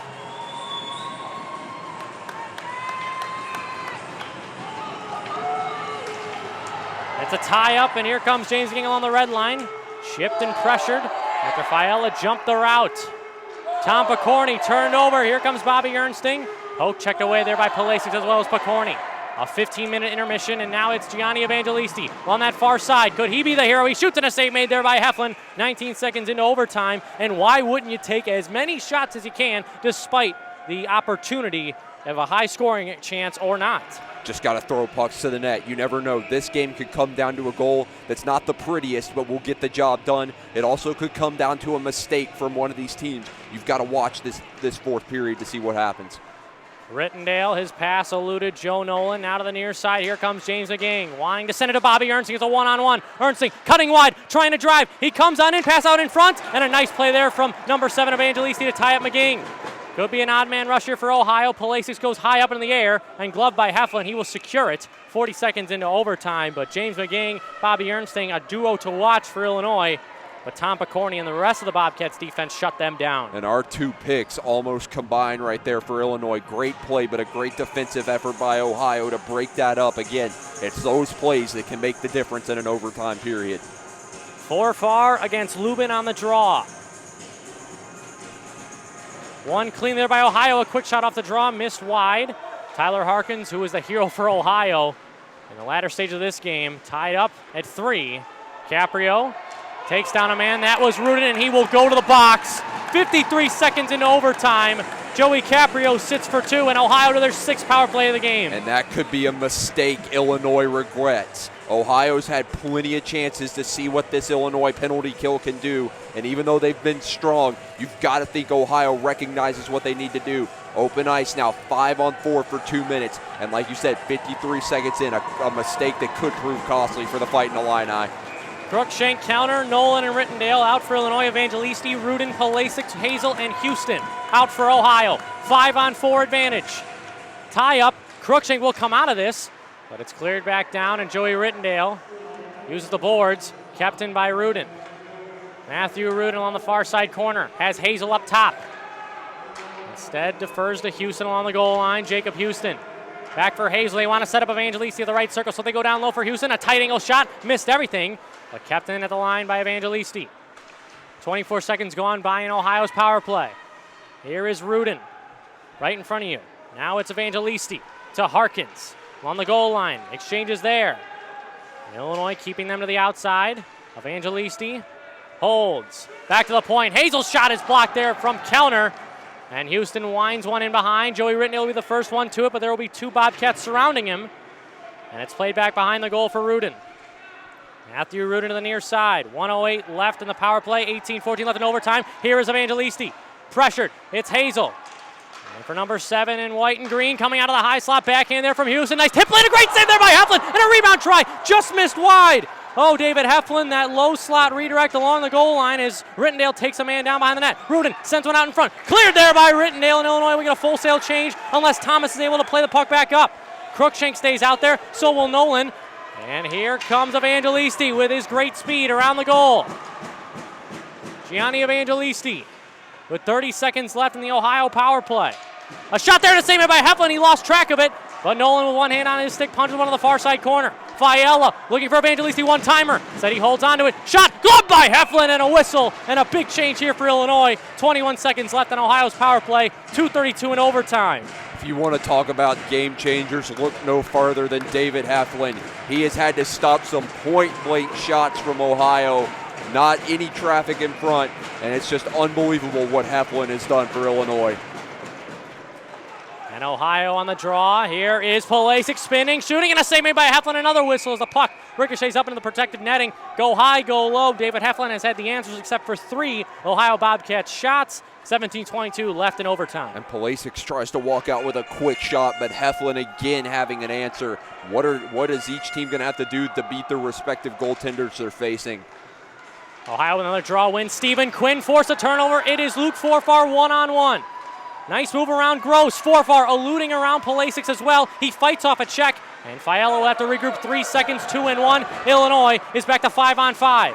Fiella brushed off there by Forfar. Saucer feed there for Lubin, too high, and it goes up into the Ohio bench. 3 minutes exactly in overtime, and even strength play. So Illinois 6 for 6 on the penalty kill. And Luke Forfar, one of the best forecheckers on the penalty kill we've seen for Illinois, and maybe at this tournament. The guy continues to pressure Ohio, not giving them an inch on their man advantage. If you're Jimmy Thomas, you're a bit of a cold goaltender. Haven't seen shots come your way in about 8 minutes. And all it takes is one for Illinois. We send to the semifinal. Bobby Ernstling off the draw, lost it. Houston goes up high with it. This will go all the way down, but not far enough for icing. Joe Nolan. That pass was blocked away by Frank. A turnover. Now it is Jenkins protecting well with one hand on his stick. Here comes Bayard's shot. Goes wide, deflected, and blocked by Lampron. Right behind the net it goes. And a shot there from Lampron. And a save made there by Heflin with 16:38 left in overtime. Pass out in front, another save, rebound, it's right in the crease, but it's wafted away by Illinois once more. Lampron along the circles, Ohio humming, and a shot, save made, where is it? Sticked away and cleared down by Illinois. Kolas will be the first one to get it, so no icing against Sean Bayard. Thomas out to play it, to the far side, Houston has it, lost it in his skates. Goes out for Joey Rittendale on the interchange. Tip play, it's McGing. Closed off by Houston, center on the far side. In the neutral zone, it is Nolan, whacked in there by number 23, Lampron, 16:08 left in overtime. What a save from Heflin. Then on the clear down by Illinois, give credit to Kolas. He negates the icing so Illinois can get fresh players. Quinn bodies Jacob Houston, and it's cleared by Ohio. Back for Tyler Opilka, who regains. Tip there by Quinn. Andrew Wicklund rifles one in on the spinning try. Cleared away up high by Ohio, and this one will be icing. As Opilka reaches the hash marks, 4:17 into overtime. Illinois does not have a shot on goal in the extra frame.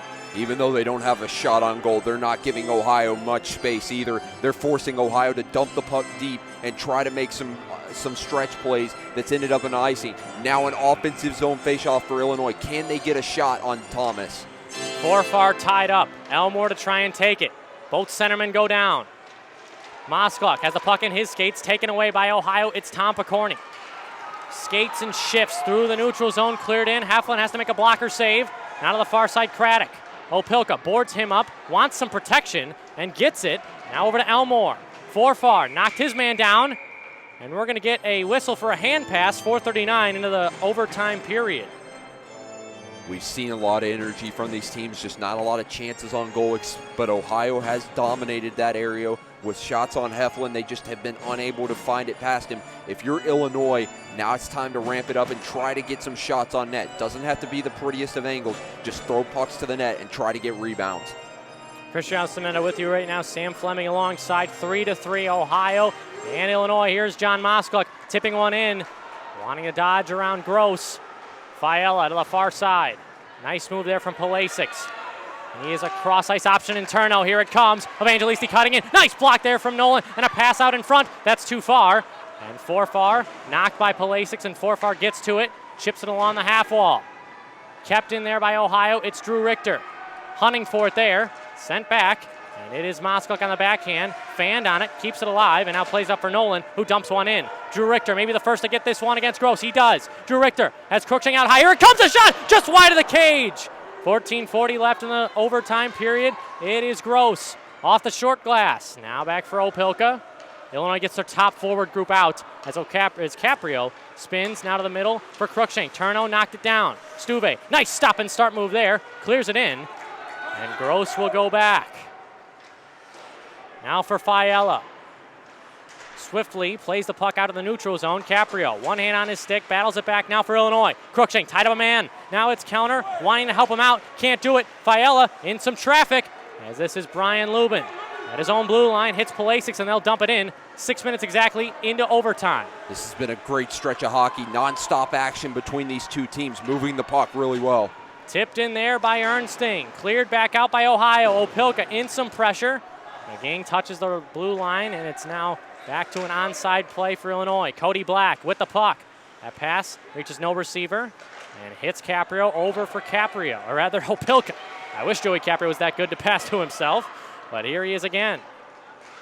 Chips one up for James McGing, right circle. McGing, saucer play, it's the trailer for Opelka. He fires, looking through traffic. That was blocked down, and McGing will settle it down and clear it back to the far side. Ohio couldn't get it out. Could Illinois start some zone time? One hand on the stick, it's Thomas Kolaz, but Rittendale has to back up along the red line and play it over to Nolan. He stops and starts. Rittendale, nice move there from McGing to send in Ernsting. Pass on the blue line, kept in. James McGing shooting from a tight angle. Kept in there by Lubin.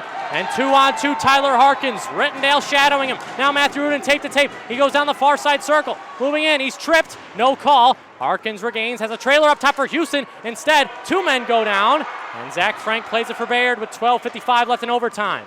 And some tense moments here for both these teams trying to get puck to the net. We've seen some collisions. The referees letting the guys play out this game. As we get a whistle here, as a man is down, it is James McGing, and Sean Bayard will be heading to the penalty box. 12:44 left in overtime, and I think McGing may get one as well. And it looks like the referee is going to send McGing as well, so coincidentals here. Two for unsportsmanlike James McGing, and Bayard takes a minor as well. So we'll have some 4-on-4 hockey, Sam, in overtime. 4-on-4 in sudden death overtime. A lot of space to move the puck. We'll see what each team can do. We've seen Illinois be really strong on 4-on-4, but Ohio, with the players they have and the speed in their wings and center, especially on their defense, they can open up this ice. It'll be interesting to see which team can dominate this 4-on-4 hockey for the next 2 minutes. And Illinois has only had one power play, Ohio with 6. Cruikshank, Rittendale, Forfar, Nolan against Harkins, Evangelisti, Fiala, and Picorni. 12:44 left in overtime. Here is Jake Fiala. He steps in, he fires one, deflected just high of the cage. Harkins tight angle. Where is it? It's in the crease. And David Heflin gloves it down.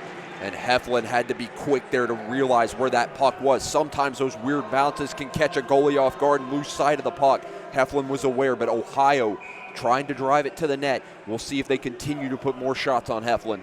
Cruikshank against Evangelisti on the draw. One there by Ohio, but rescued by number 27, Joe Nolan. Around the backside, it is Rittendale.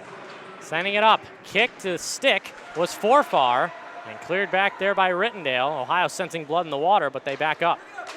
Picorni along the red line, blue line, right wing side in the Illini zone. Tom Picorni going wide on his backhand. A shot and a save by Heflin, an extra whack right after the whistle. With 12:16 left in overtime, we are 7:44 into the fourth period, and no decider yet. You talk about Heflin, but look for Forfar as well. That could be a guy for Illinois. Deep forechecker. We saw him do well shorthanded. In this scenario, he could be one of the players for Illinois that stands out in this overtime. Face-off on that right circle to the left of Heflin. Won by Illinois in a big win. 90 seconds left of 4-on-4 play. Joe Nolan beating his man. He's hooked a bit, and that's a penalty coming up on Matthew Rudin, as Illinois will go to a 4-on-3 power play. Here comes Stephen Quinn down the line. It is Heflin going back for the extra attacker.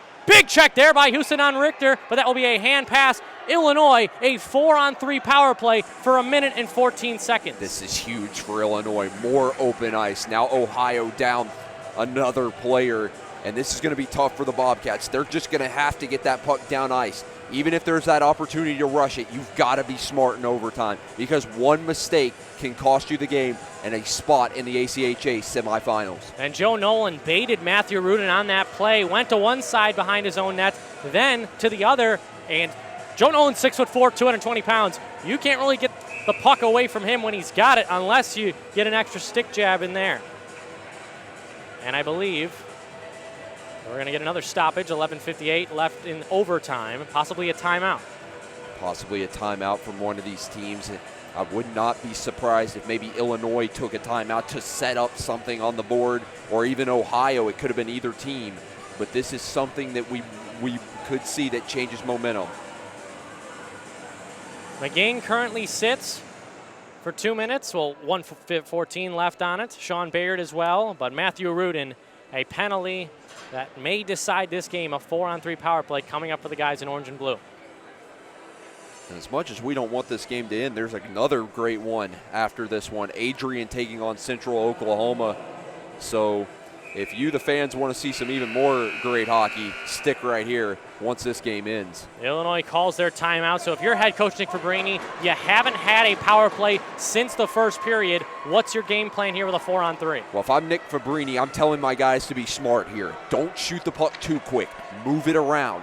Open up the ice. You've got 4 guys out there compared to 3 for Ohio. You've got Ernsting, Forfar, Nolan, and Crookshank, guys that can shoot the puck. Just move it well, and the key win right here on the faceoff. Joe Nolan up top, has Crookshank right circle. Nolan stepping in, he interchanges.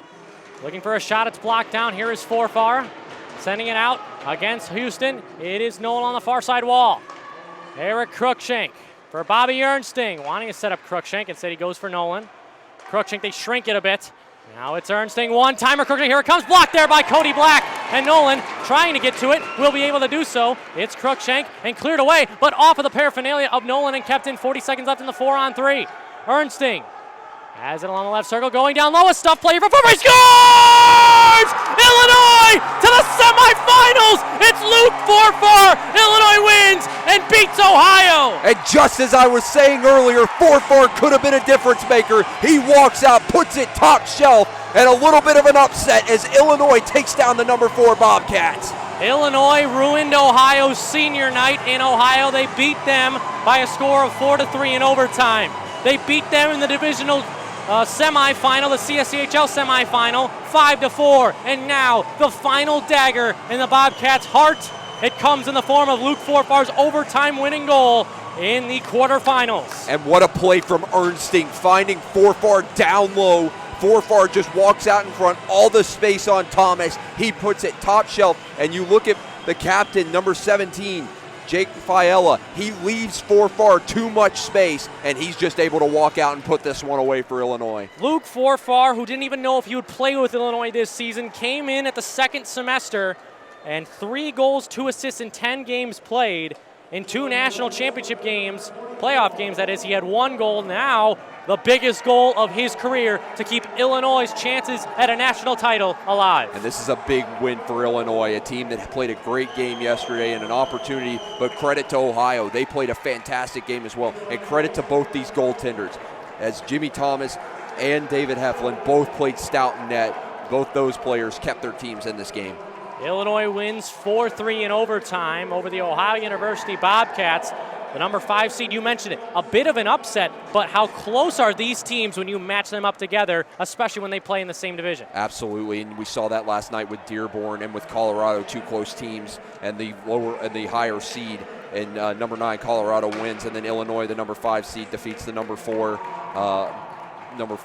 Ohio Bobcats. So what a great game! I mean, couldn't put a better script to this one. And as the Bobcats receive a standing ovation from their crowd in the Ohio Health Ice House in Columbus, Ohio, Sam, It was great to do this game with you, man, and we finally got an ending to it. It was a great game. It was fun to call it with you, Cristiano. I mean, this is going to be a team to watch in this tournament with Illinois. I know Lindenwood's already there. 2 more games to determine who's in the semifinals. Luke Forfar's overtime game-winning goal sends Illinois to the semifinals, and Ohio is eliminated. For Sam Fleming, I'm Cristiano Simonetta. We will see you tonight for the next schedule of ACHA National Championship games.